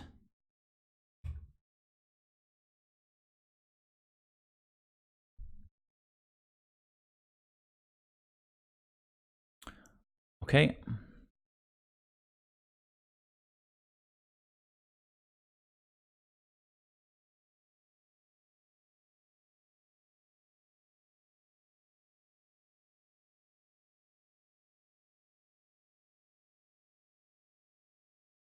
I need to get ahead of the opponent on time. So let's see the attacks. Okay, makes sense.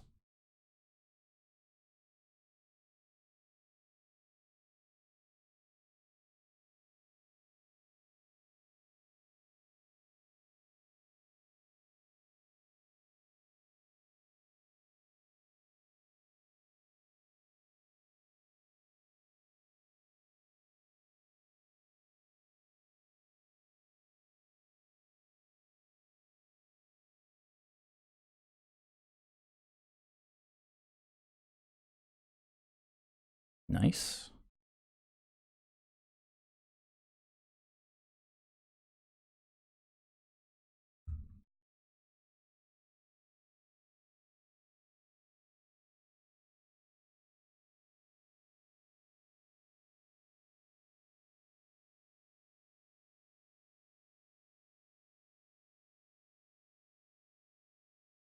Another light line. Okay, so now Master of Waves is going to come to the rescue again. So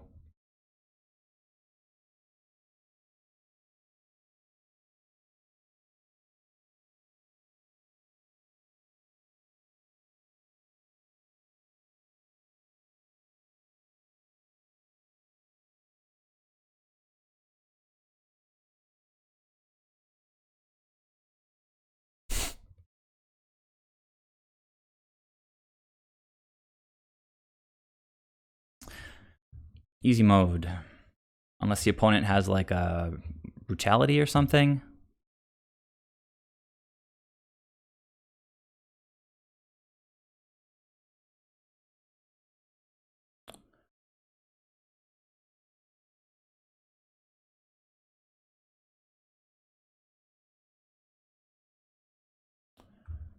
And this is pretty much game over. All right, well, things went pretty good there. The 2 cards that we drew off of Witching Well got us back in the game.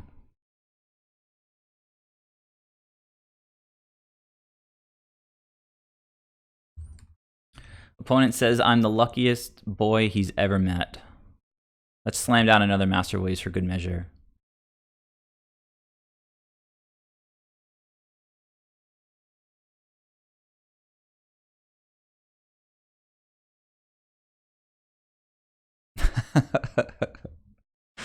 So yeah, opponent is laughing. So we'll attack. If it lets me attack, I'll just attack with the 2 flyers. Opponent says that Leyline of Abundance tactic for blue devotion is pretty slick. I agree, I've been testing it. It's fun, not super sure how competitive it is yet. Attack, attack, attack, attack, attack, attack, like that.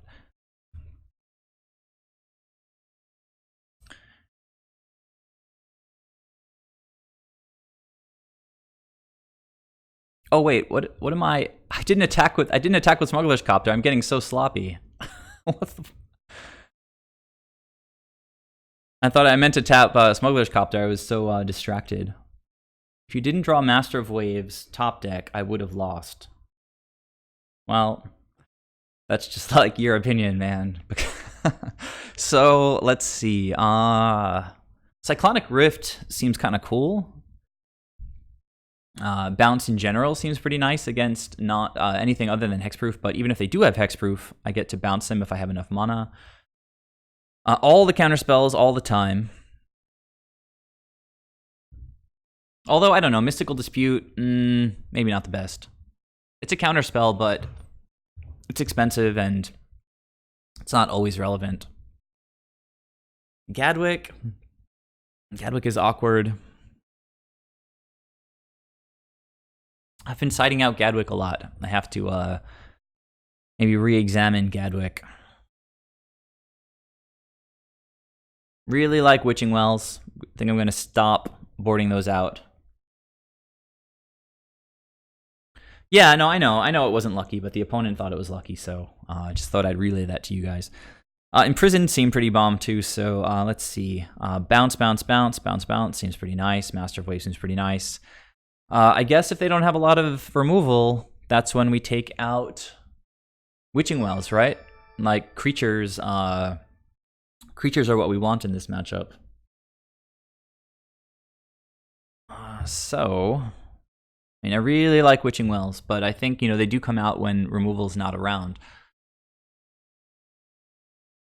All right. I mean, I got to play fast. If I have to go to a game 3, I want to have opponent is saying this is a watered down.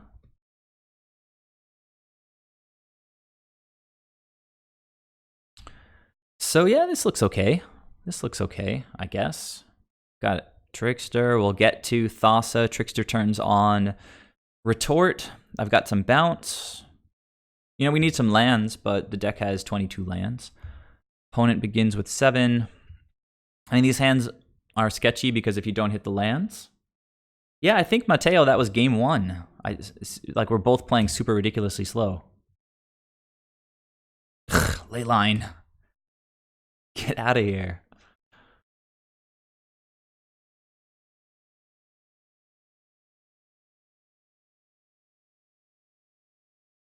I am being chatted at.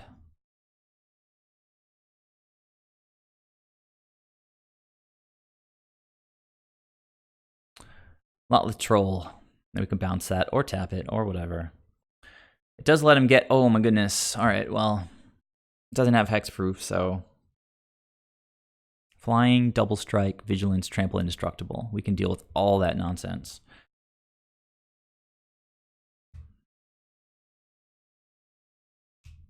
I'm going to tap this thing this turn. Get a wizard on the battlefield, and then I'll have counter magic up, and hopefully that will... 5 cards. And the opponent takes what? Nullhide Ferox in their hand. All right. Peace. Can't do anything about the graveyard, so come what may. Nykthos, where have you been all my life? So now we attack. And then I'd really like to get Devotion down. But we have to leave up a counterspell here. Thassa would have been a good option as well, but let's see what the opponent tries to do this turn. They don't have double green for Nullhide Ferox. Thoughtseize. That's okay.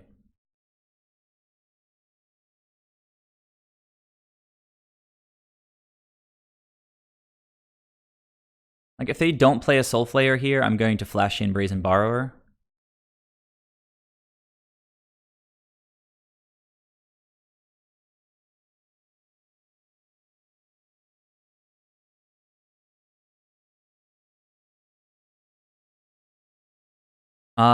Okay. They took a counterspell. It might just be right to establish the Devotion anyway, and then start bouncing things on my turn. Got Rift.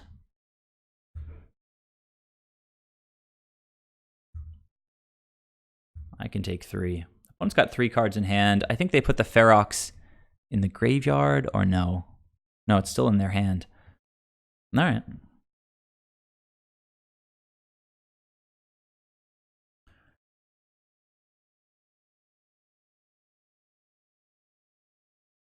Vantris, more mana. Thank you very much.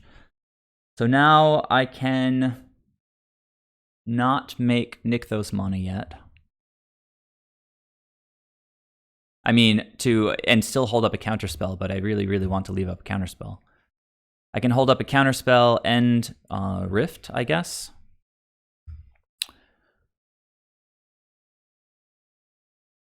Four mana, 5 mana. Have to pass. Opponent, in a very classy statement over here, said, that looks like AIDS when talking about my hand. Well, again, that's just like your opinion, man.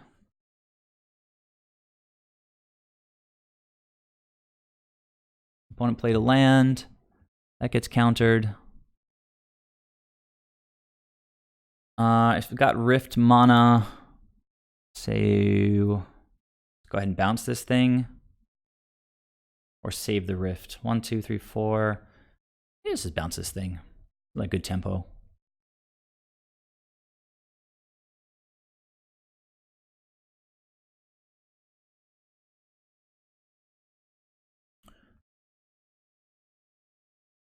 Mm-hmm.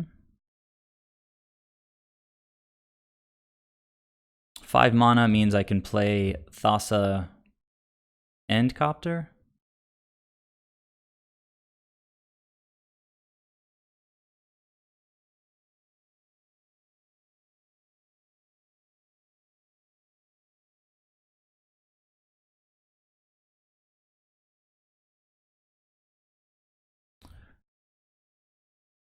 Martin, you can see the deck list. If you go to the Discord, it's in one of the pins. It's my Blue Devotion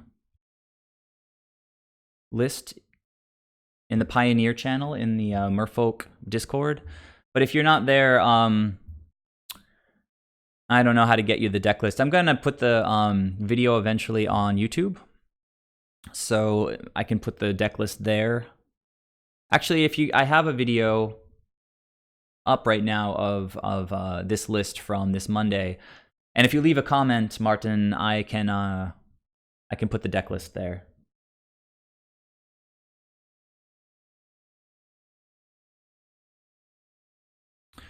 All right, opponent's doing some stuff, probably casting a Soul Flare. Not quite sure if he's aware that I have all sorts of unblockableness with Thassa. What did they even put into their hand? They put a Soul Flayer into their hand, so that's definitely what they're casting. Zatalpa, I'm sure, got exiled. So Death Touch, Double Strike, Flying, Haste, Hexproof. Good thing I have all this unblockable. Oh, did it have haste? Does it have haste? It does have haste.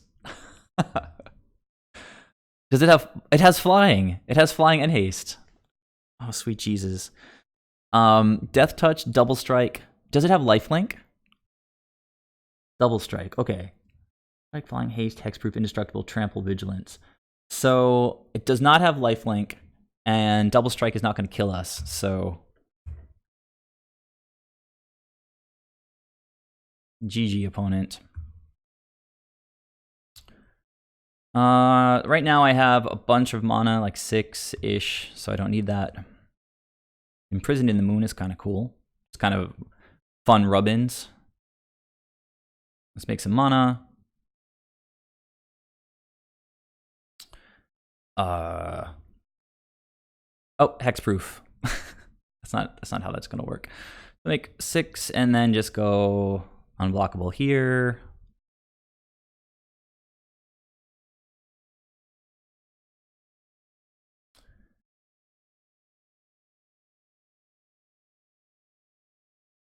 Unblockable over here.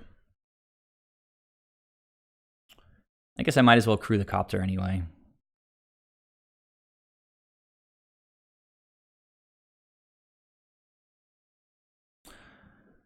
And we'll go unblockable over here. And then I'll be sure to actually attack with all my creatures. And the opponent says, nice synergy. Thank you. I appreciate it. Great games. Well played! Exclamation point.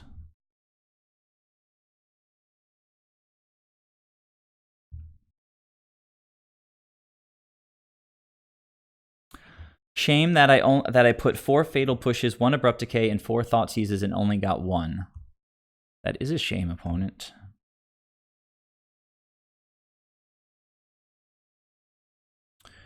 Yeah, Leyline. Yeah, that happens sometimes. Even though, you know, like he's not really salty. He says all the time. It happens all the time. I do like when opponents get a little bit chatty. It's nice sometimes just to like talk to other Magic players. All right, so I mean, we're so far we're 2 and 3, 2 and 1, 2 out of 3. We lost to the pretty aggressive red-green deck, but then we also beat that crazy green deck the first round, where they had like 36 power on the board.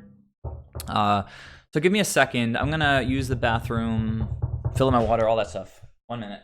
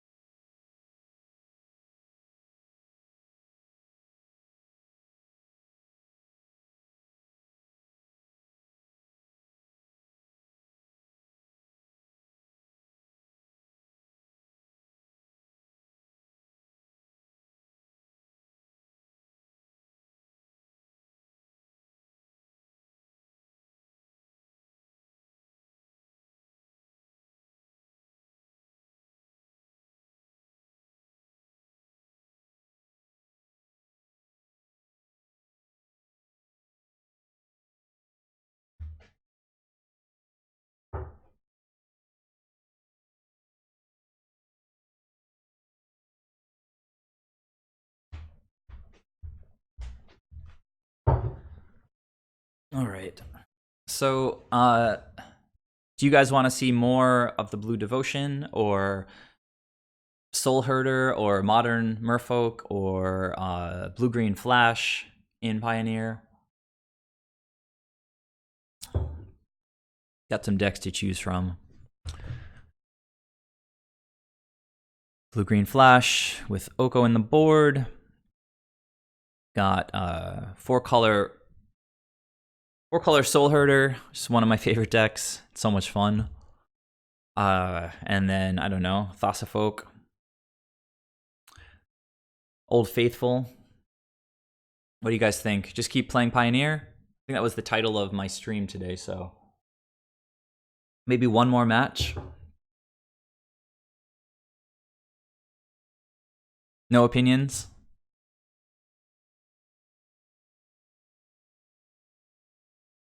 I'm not sure exactly what the delay is between when I speak and when you guys hear me.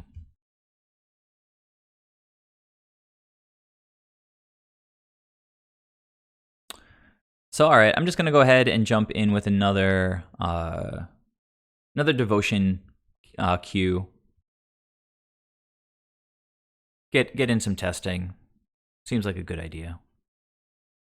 All right, opponent joined right away. That's awesome. I will make sure that you guys can see the whole screen. And yeah, we continue our mulliganing spree. I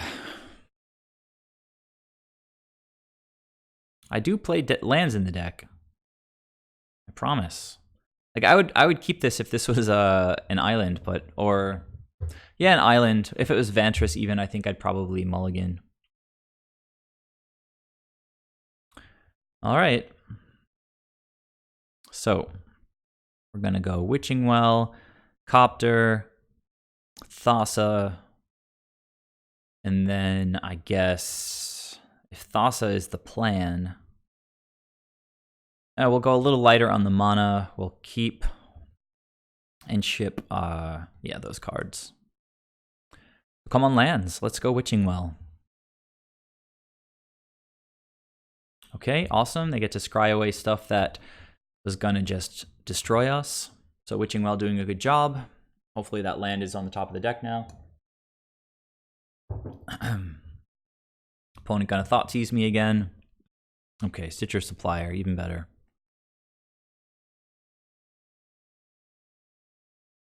Island. That's what I'm talking about.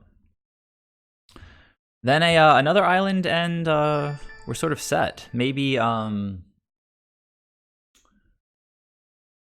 don't know. Maybe like a 2-drop would be pretty good, like a Trickster. Okay, opponent's got a Copter too.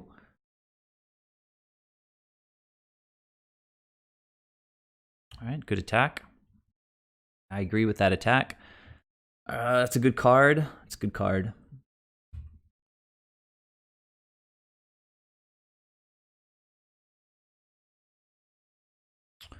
Come on, mulligan to 5. Let's get there. We only got 1 devotion so far, but Trickster could change that really fast. Get us much closer to getting Thassa as a creature out on the battlefield.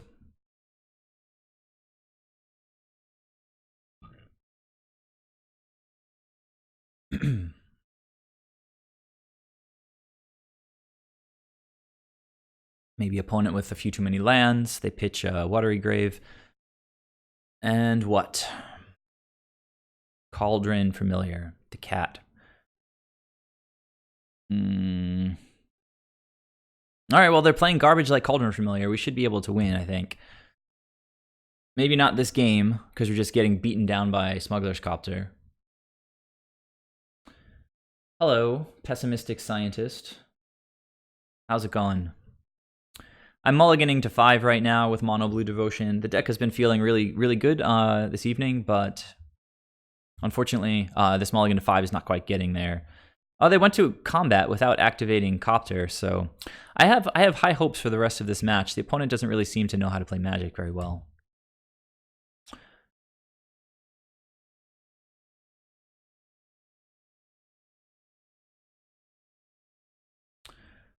All right. That'll do, I guess. I'm sure they have like a Fatal Push or something in their hand. I could even protect the Smuggler's Copter, assuming that Siren Stormtamer gets to live. Well, welcome to the stream, Mr. Scientist. I just started streaming, I don't even know, like 3 weeks ago or something, but seems like a good way to engage my viewers. Just save some time too. It's actually pretty time consuming doing the videos I used to do, just because I need to not only play but play the matches, but I need to then go back through them and upload them. And with Twitch, I can just directly upload them onto YouTube. It's all very smooth. So actually the oh, he's not going to attack. That's ridiculous. I'm going to block this thing. I don't care what you put in your graveyard. Nothing you have shown me so far is scary, and he gives me a free loot. Trickster is much better than the second Master of Waves. So go ahead, put 3 cards in your graveyard. It's like land, land, land. Oh, Amalgam. All right, so what's coming back from... Oh, I guess he gets to put this thing back if he sacrifices a food. And that will bring back the Amalgam. All right, well, we need to draw some lands pretty quick. Gadwick. Oh, Gadwick. Gadwick always shows up at the most inopportune moments. So yeah, now we just, you know, run it back. Opponent could be playing like Drowned in the Loch, which would kind of blow. What's happening here? Oh, all right. So now he's going to get a bunch of creatures. He has the Scrounger. Should have seen that, but yeah, we're starting to fall behind. But I can tap something down and trade with the Copter again, or try to trade with the Copter.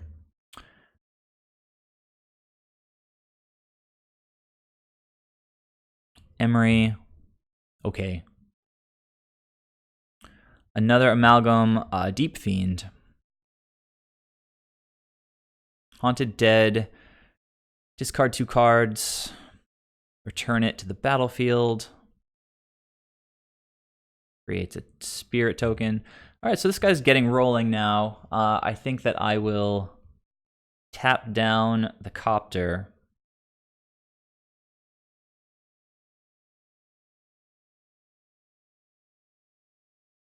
And then I'm going to try to keep scrying, or rather looting with my Copter.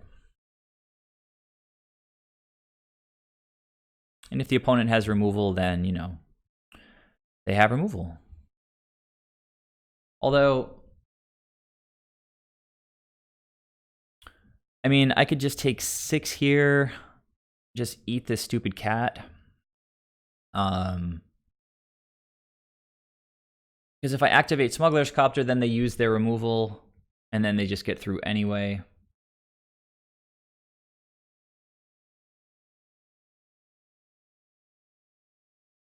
Four cards in hand. We see 2 pushes in the graveyard. Drowned in the Loch deals with either of my creatures. I mean, I can also just...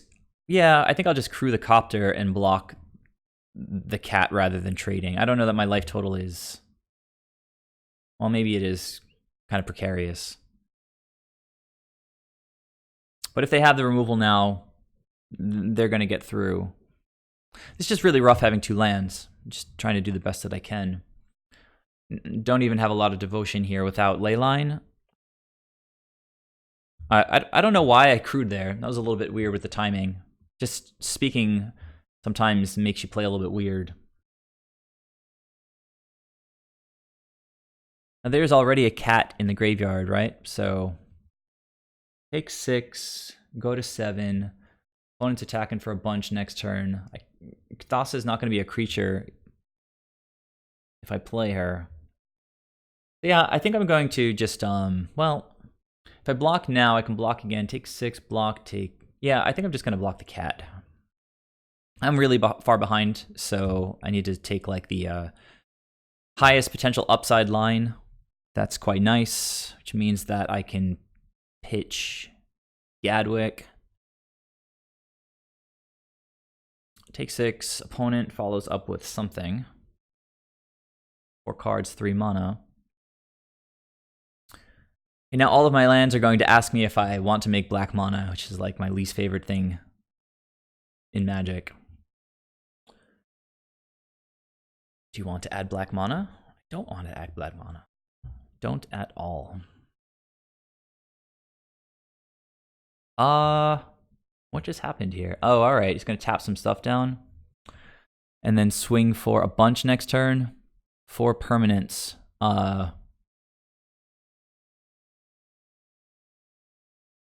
Yeah, that'll do, I guess. Well played, opponent. All right. So now we get to bring in. Well, so this is devoid, right? So this is not a blue spell. It doesn't even have any blue in its casting cost. So they're not going to be casting a lot of blue spells. So Mystical Dispute is not amazing. Spyglass, I guess. And turn off Copter.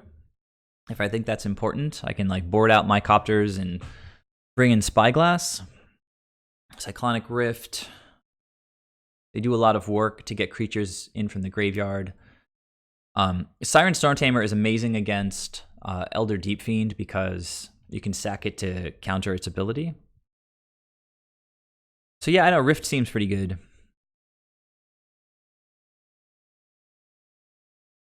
The deck is like really synergistic and really wants like that turn 0 leyline to help with devotion. It really wants Nykthos, so maybe 4 Nykthos is better than 3. I was saying in the Discord earlier that I'm gonna hold off on actually buying paper Nykthos. I had them, but I sold them when I sold off a bunch of cards a while ago, like 3 or 4 years ago. Just because I think in the new Theros set there might be a reprint of this with like some sensational new art. So I'm just gonna wait to see what comes. That deck also didn't have a lot of removal, so I could potentially trim some. Oh, Gadwick needs to go. I think maybe Gadwick could. There's better options for the main. I like the idea of offsetting the card disadvantage from Leyline, but I think maybe Witching Well does that well enough. Get it? Gadwick has come out like literally every single matchup so far, so let's see. I brought in 2 Cyclonic Rifts, and then, I mean, I can counter a Deep Fiend. It's when it enters the battlefield, or no, it's when it casts, so it's a casting thing, so I don't have any disallows in this list. So, I mean, just bounce spells seem okay. I don't know that I need to counter anything. So we're looking for Storm Tamers. It's a good card in the matchup. Don't have any Storm Tamers. We don't have mana to cast Trickster yet. We do have mana to bounce something with Cyclonic Rift. We do have Nykthos, which is an important piece of the puzzle. But we really need another island. These kinds of hands are so awkward. And I was saying I might want to run another Nykthos. So you can see, you know, it could be 2 Nykthos in my open hand instead of... Well, so as it stands, I can play turn 2 Copter. So I'll get 2 draws to hit that island. Rift can slow them down a little bit. I think the fact that I have Nykthos here, you know, I don't have Leyline. Leyline is one of the pieces that helps a lot. There's not a ton of devotion in this hand. Copter can help that, I guess. Which is kind of a weird hand. It doesn't have that Storm Tamer that I was talking about. But any land, well, not a Nykthos. Well, I guess a Nykthos could get Thassa onto the board, because you make mana, and then play the second one.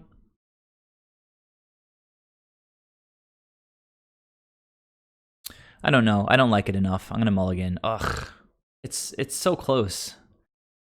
But I'm on the play. I have no scries or anything, and if I just draw more cards, then I'm not gonna be able to play anything. So,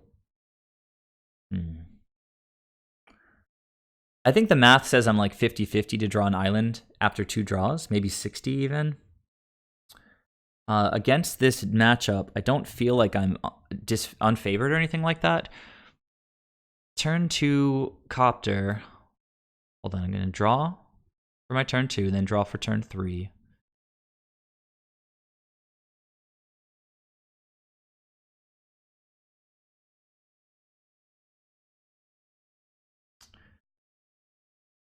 I think I'll keep this. I think I'll keep. And we'll see how it goes. I guess I can say that I'm still learning.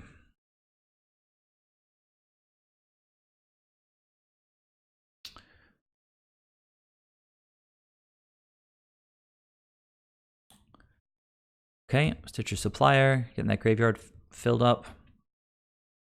Those are good hits for us, not for them. Okay, well, Storm Tamer is good. I'm going to play Copter first, but we really want to hit a land. Copter will now get us a scry, hopefully, unless they have like another push in hand. Or we could just rip another land next turn. Okay, there's that island. We can go ahead and hide this. Cauldron Familiar, going to drain me.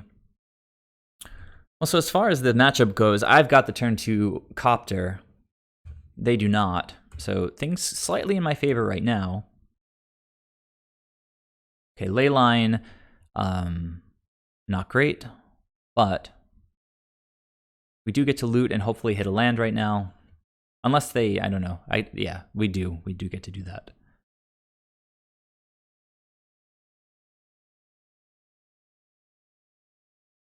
And it's a really awkward opening hand.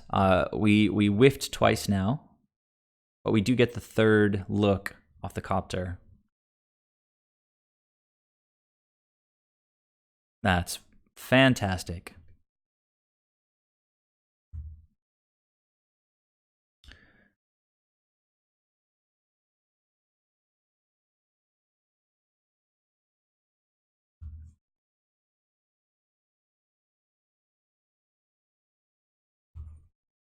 All right, now I can at least play Magic.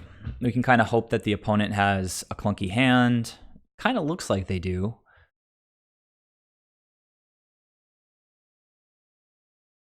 Life totals are equal.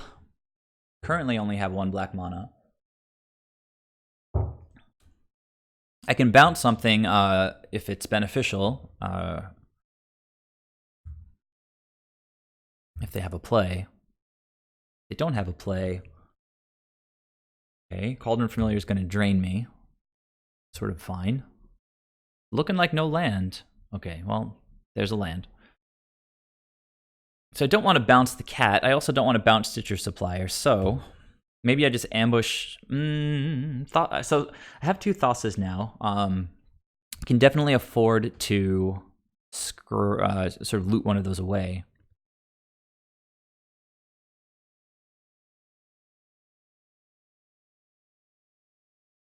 They're not presenting any kind of threatening clock.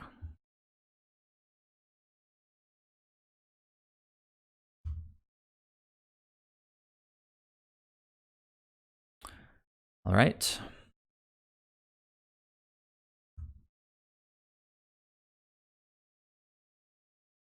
So this is starting to feel decent. I don't want to jam Master of Waves yet. And the hand has things to do, so I don't know that Thassa's Scry is essential right now. I think what I'd like to do is just ambush something with Trickster and Cyclonic Rift something else that they play.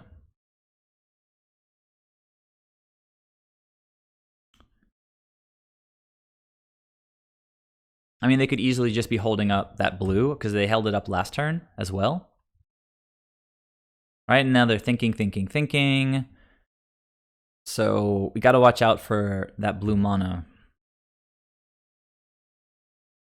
Like if they finally tap out for something, then let's see, begin combat. Maybe they'll just use their counterspell on Trickster, which would be pretty nice. So the play here, I think, is turn off Stitcher Supplier, so it doesn't actually add anything to the graveyard.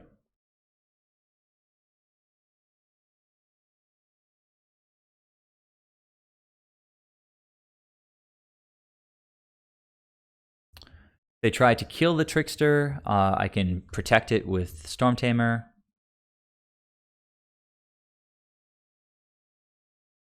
Not really sure what the opponent is working with. It's kind of... Okay, well, no removal, I guess. Tap out, tap out. Nice.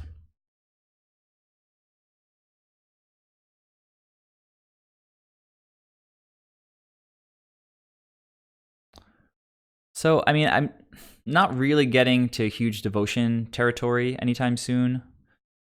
And I've got 2 more rifts, I think, post-sideboard.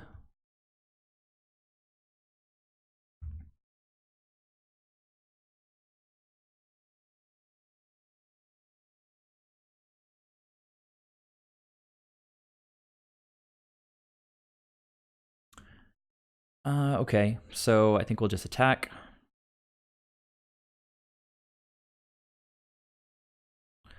I can then, I guess I could play Thassa and leave up the Siren.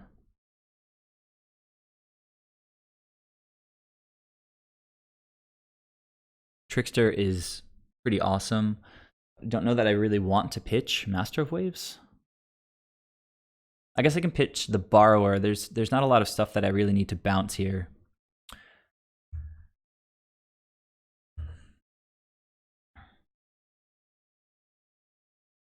Opponent is tapped out.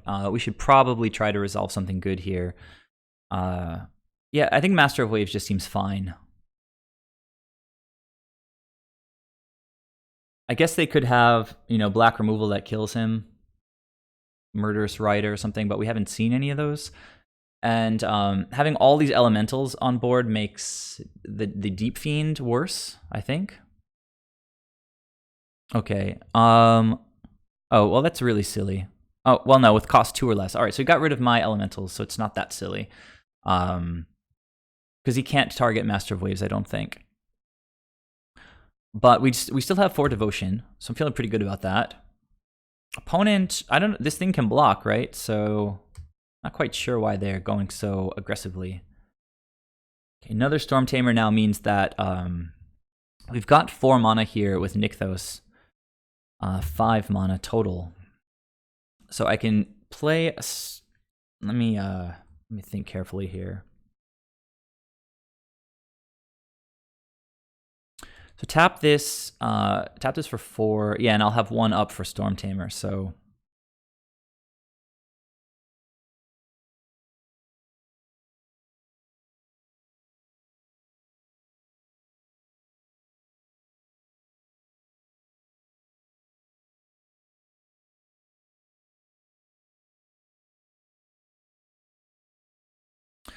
in the face of the blue mana,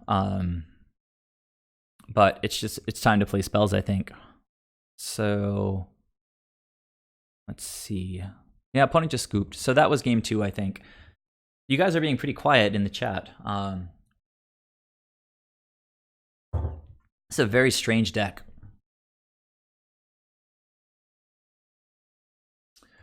I can't remember if I was tapped out, but I mean, Legion's End only targets mana cost 2 or less, so we don't really have a lot of that in our deck.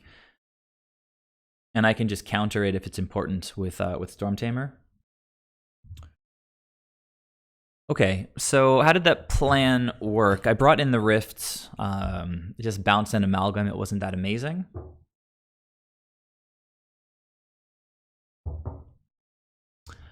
Seems like they're kind of building up to a big Deep Fiend. So I feel like I'm just going to check out. I'm pretty sure it's a cast trigger. Elder Deep Fiend.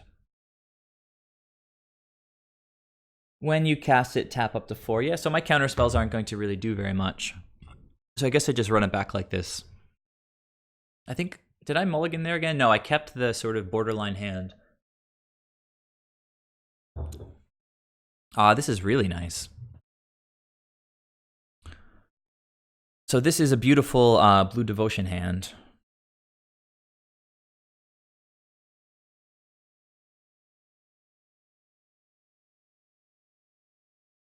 We get to set up our upcoming draws. Opponent's going to play their Stitcher again, because why not?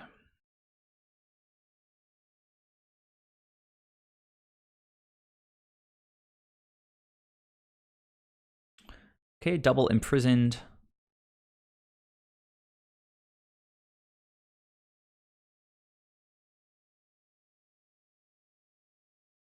We haven't seen any kind of counterspell action out of them, so I'm not really afraid of passing to their turn.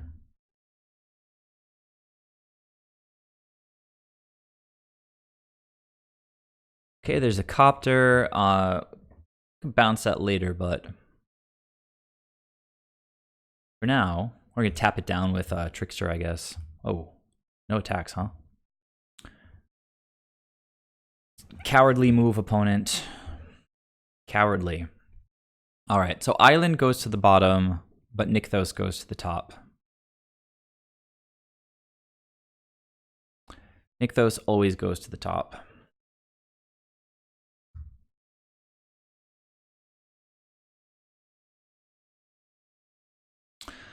All right, so we're going to pass, and we're going to untap with 5 Devotion.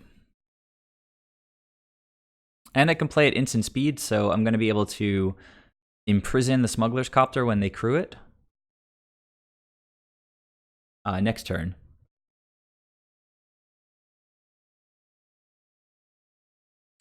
All right, let's hope that this resolves. Again, I don't think that they play any counter spells, but I guess we'll see.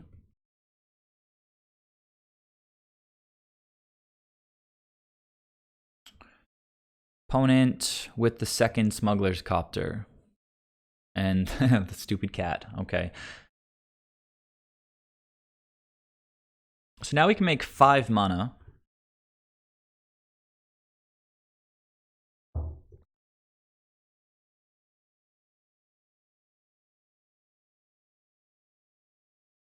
Which means if we want to, we can start thinking about cracking Witching Wells, drawing tons of cards.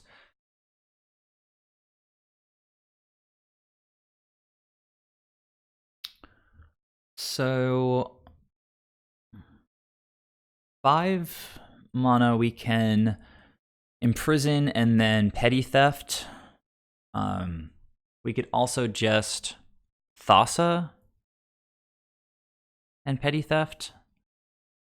There's no good attack here unless I want to play everything on my turn, because if I attack, yeah, maybe, I mean,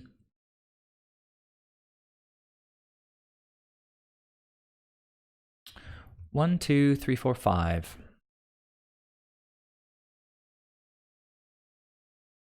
If I attack, they crew, I bounce it and play Thassa. That sort of seems like a reasonable turn. But then they get to, well, I bounce it, so they can only attack with 1 Smuggler's Copter next turn. Seems okay.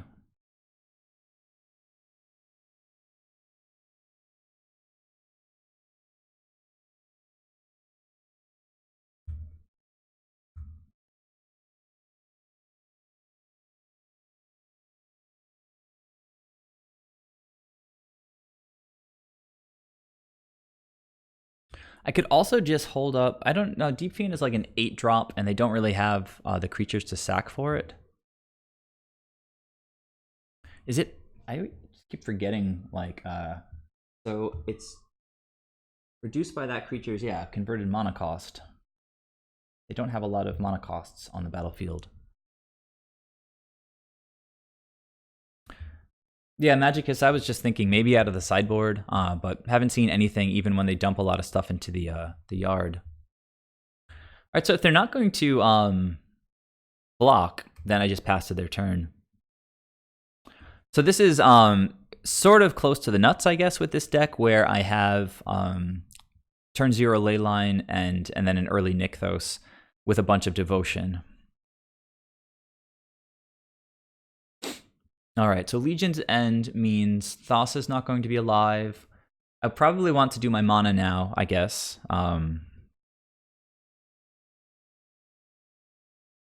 So that's 5. I can do some stuff. I want to flash in Thassa and then bounce a Copter, I guess.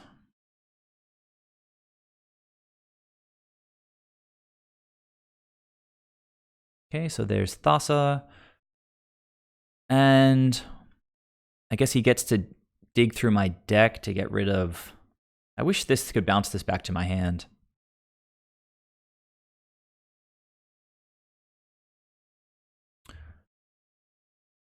All right, but we'll still have some Devotion next turn. We can start imprisoning things. It doesn't look like he's going to, unless he plays a land, he's not going to be able to replay this turn. So Trickster down. Opponent gets to see my hand, I think. As things stand, I can't cast both Imprisons next turn. We only have 4 Devotion.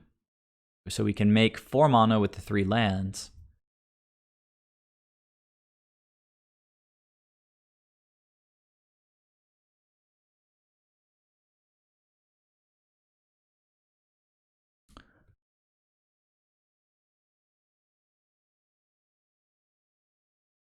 opponent's taking a careful look at my deck.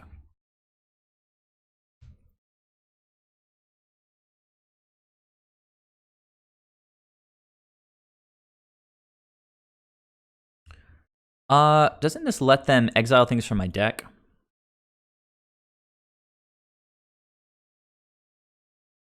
Oh no, just from the graveyard, so not from the deck. That's kind of cool. I could also just take the turn off and sacrifice Witching Well for a bunch of cards. But that also just loses devotion. Whereas Imprisoned just... Okay, so they did play a land. Black mana is online for me now. Going to bring... okay, there's that Smuggler's Copter. Not sure what we want here. Well, drew a Trickster. That has to be pretty good. I can play it now and attack for a bunch.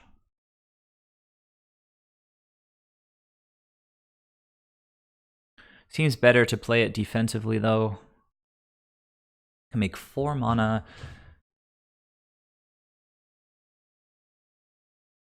Yeah, they're running out of cards. I like having Trickster for sure.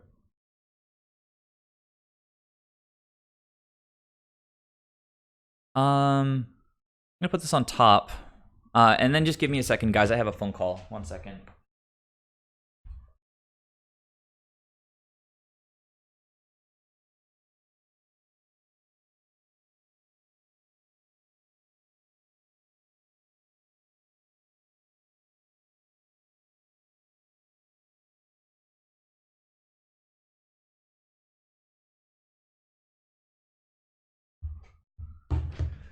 All right, so I'm back, and I think the play is just to pass here.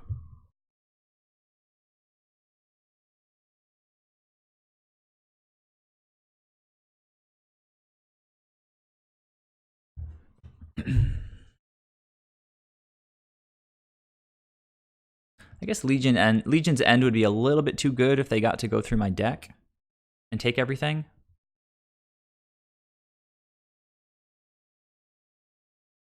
I can also just flash in Borrower and just trade with a Copter. I can always do that next turn when I have more mana.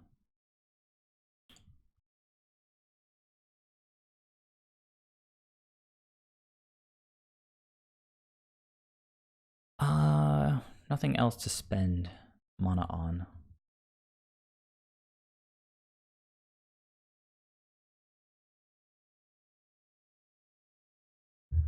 But now we've got a whole bunch of devotion. Got 6. So we can imprison multiple times next turn. Assuming nothing changes. We can also flash in Brazen Borrower. We can flash in everything. We've got Leyline.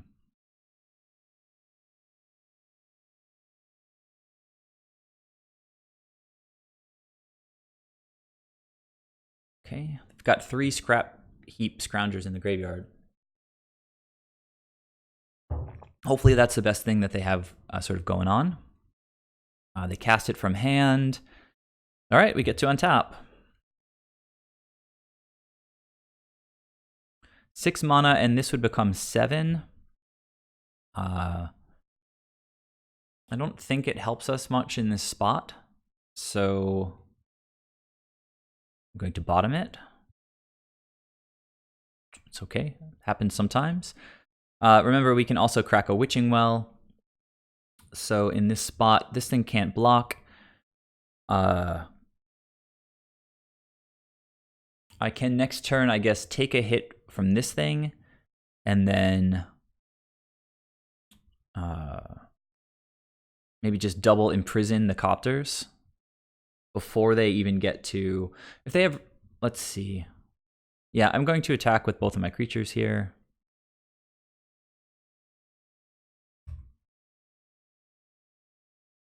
Access to 7 mana. 1, 2, 3, 4, 5, 6. Plus 1, 7. Opponent gonna do something here. Okay, Scrap Heap Scrounger. Now, this is sort of okay. It's getting close to them being able to cast like a A Deep Fiend.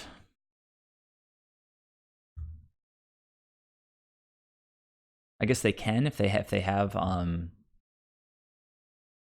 it in hand.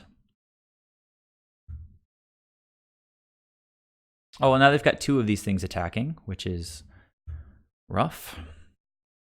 So let's go to beginning of combat. And I'm giving them mana as well, so...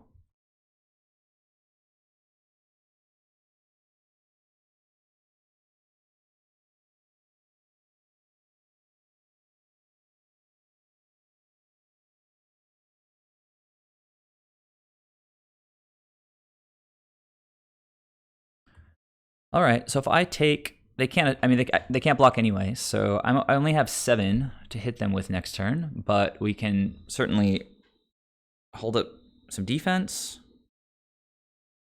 Although they can upkeep, I don't know.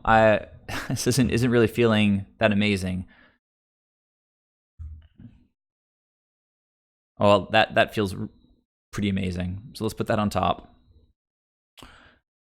And that is instant speed, so I think I'll just wait and wait and wait. It's 7 mana, and as I've said, well, now I've got more, right? I've got 1, 2, 3, 4, 5, 6, 7, 8, plus 1 is 9. I still can't cast that thing. So I think we attack with this thing.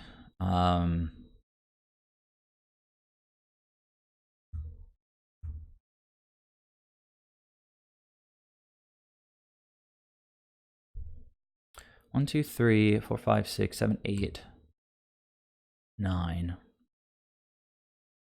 Maybe they just bring back another Scrap Heap Scrounger.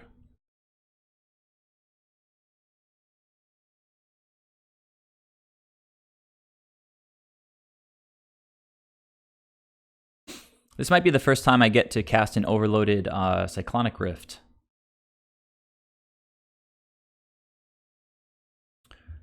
You can certainly redeploy a bunch of stuff, but...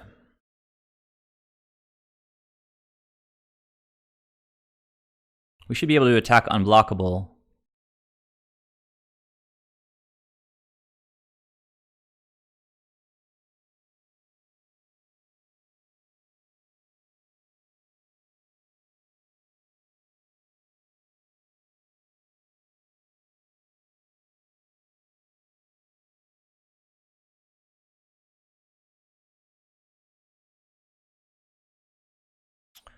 All right. Well, that's something at least. They can definitely replay a bunch of stuff.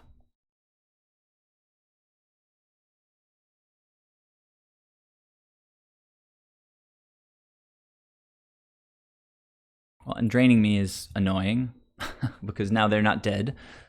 On board.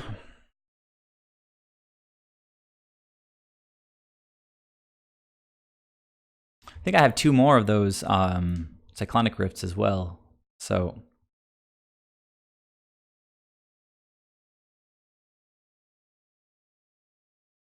still have this thing here.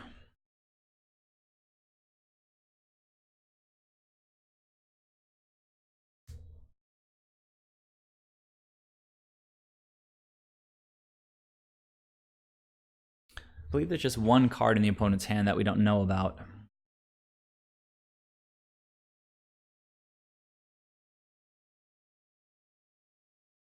Okay, well, now they're dead if they don't realize that they can't block.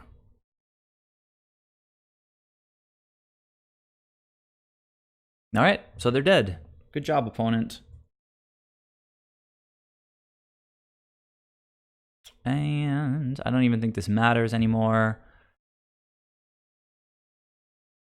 Yeah, they're tapped out. This is just game over.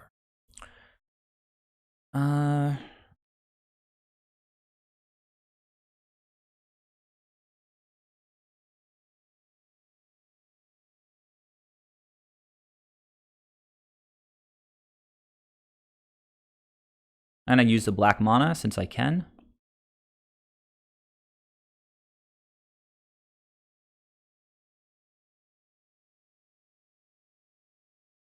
Black mana.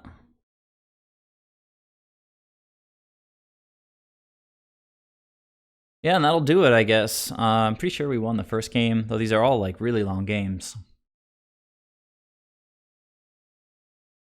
Opponent realizing the folly of their ways. How terrible. Tapping out. Go actually, not just tapping out, playing the Shockland. It's kind of ridiculous.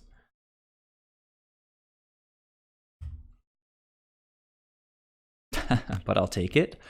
Yeah, I don't know. You can't win them all, opponent. Good games. But I don't know. We drew. What did I draw for that turn? I think I drew an island after scrying away an island. Yeah, that's basically it. Otherwise, I was just leaving back blockers. We know that they had a ton of creatures in hand. I probably would have just like poked in with Trickster, I guess. Taken them down to 6 if they were still at 8. They wouldn't have been able to play like one of these. So leaving Thassa back as a blocker, they can't really attack. Maybe if I was at, I'm at 5. Yeah, they would have only one of these creatures, not both. So I could just eat one of them and take 2. It's not a big deal. So they would be at, if they're still at 8, they go down to 6, and then I could potentially just do the same thing next turn. I don't know.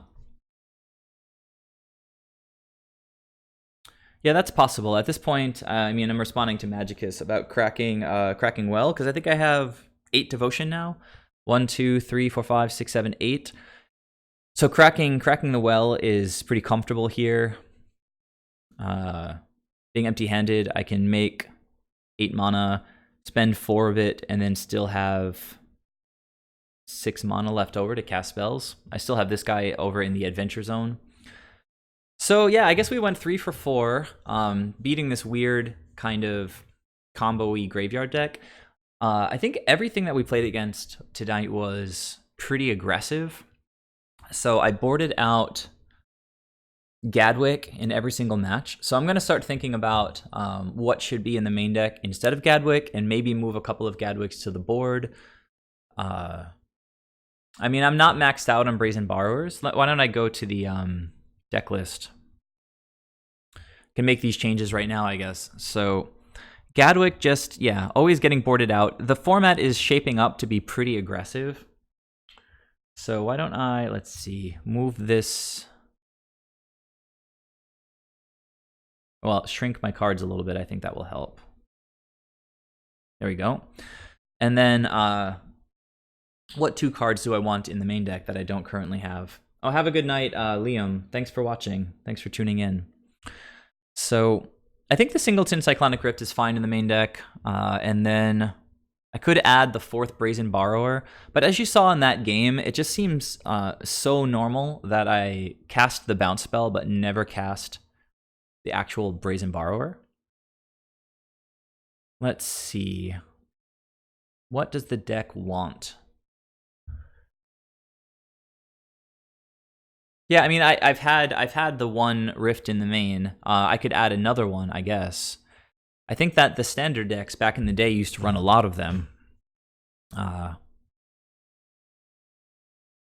mean, I don't know that any of the sideboard cards are dying to come into the main deck.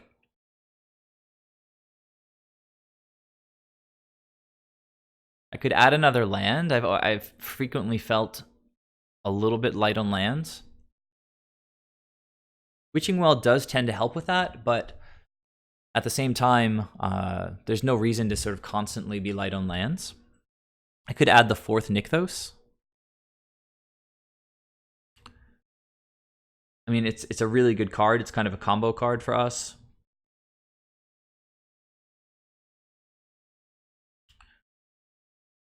So what if I just, I mean, as kind of a default here, add in the last Brazen Borrower and add in the last Nykthos. So I'd be running 23 lands. And then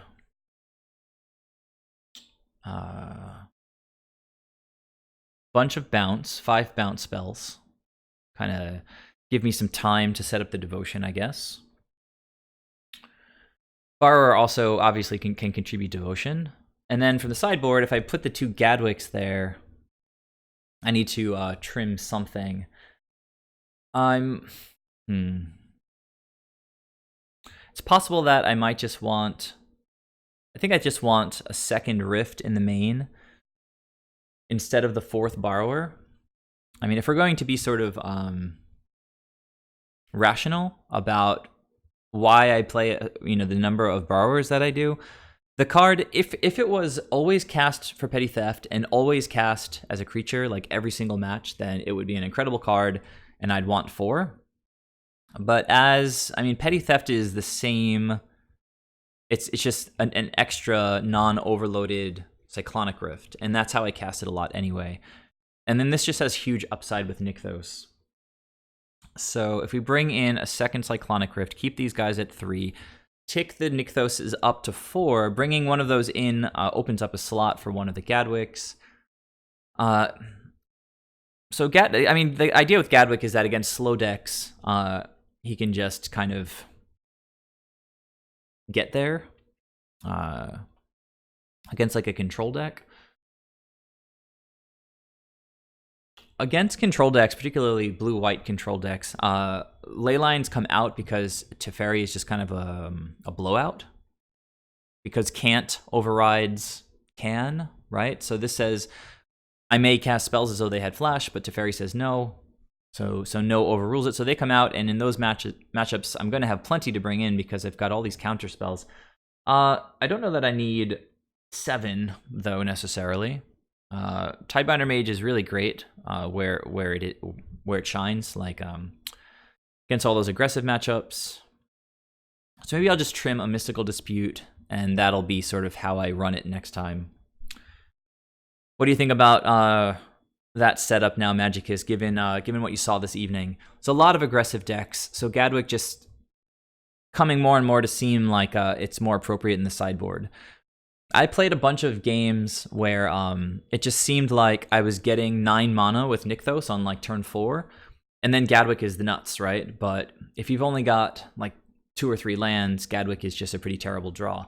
It's also a terrible draw against anything super fast and aggressive. So definitely sideboard material. So yeah, I don't know. It seems good enough. I like the little adjustments, basically moving the Gadwicks out, moving a Rift in, and adding a Nykthos. So thanks for watching, guys. I think, let's see, you might want the extra Dispute over maybe 1 Gadwick. So you're saying just a single Gadwick in the board? I guess if the games go long, we have the chance to draw into him, and we have a lot of scrying and such as well, so I could see that. I'm also just not really sure. The format is so new, like, I'm not totally up on like what decks I'm wrecking with Mystical Dispute, and whether I need more hate against like Field of the Dead. I feel like I'm doing kind of the most that I can do against that deck as a mono blue build with the 4 Imprisoned in the main. Yeah, I mean, I played against a deck on Monday with blue-green flash, and I had so many counterspells, and the counterspells were always good, so having a bunch of counters seems fine. So I will keep that like this for the next time I play. And again, thanks for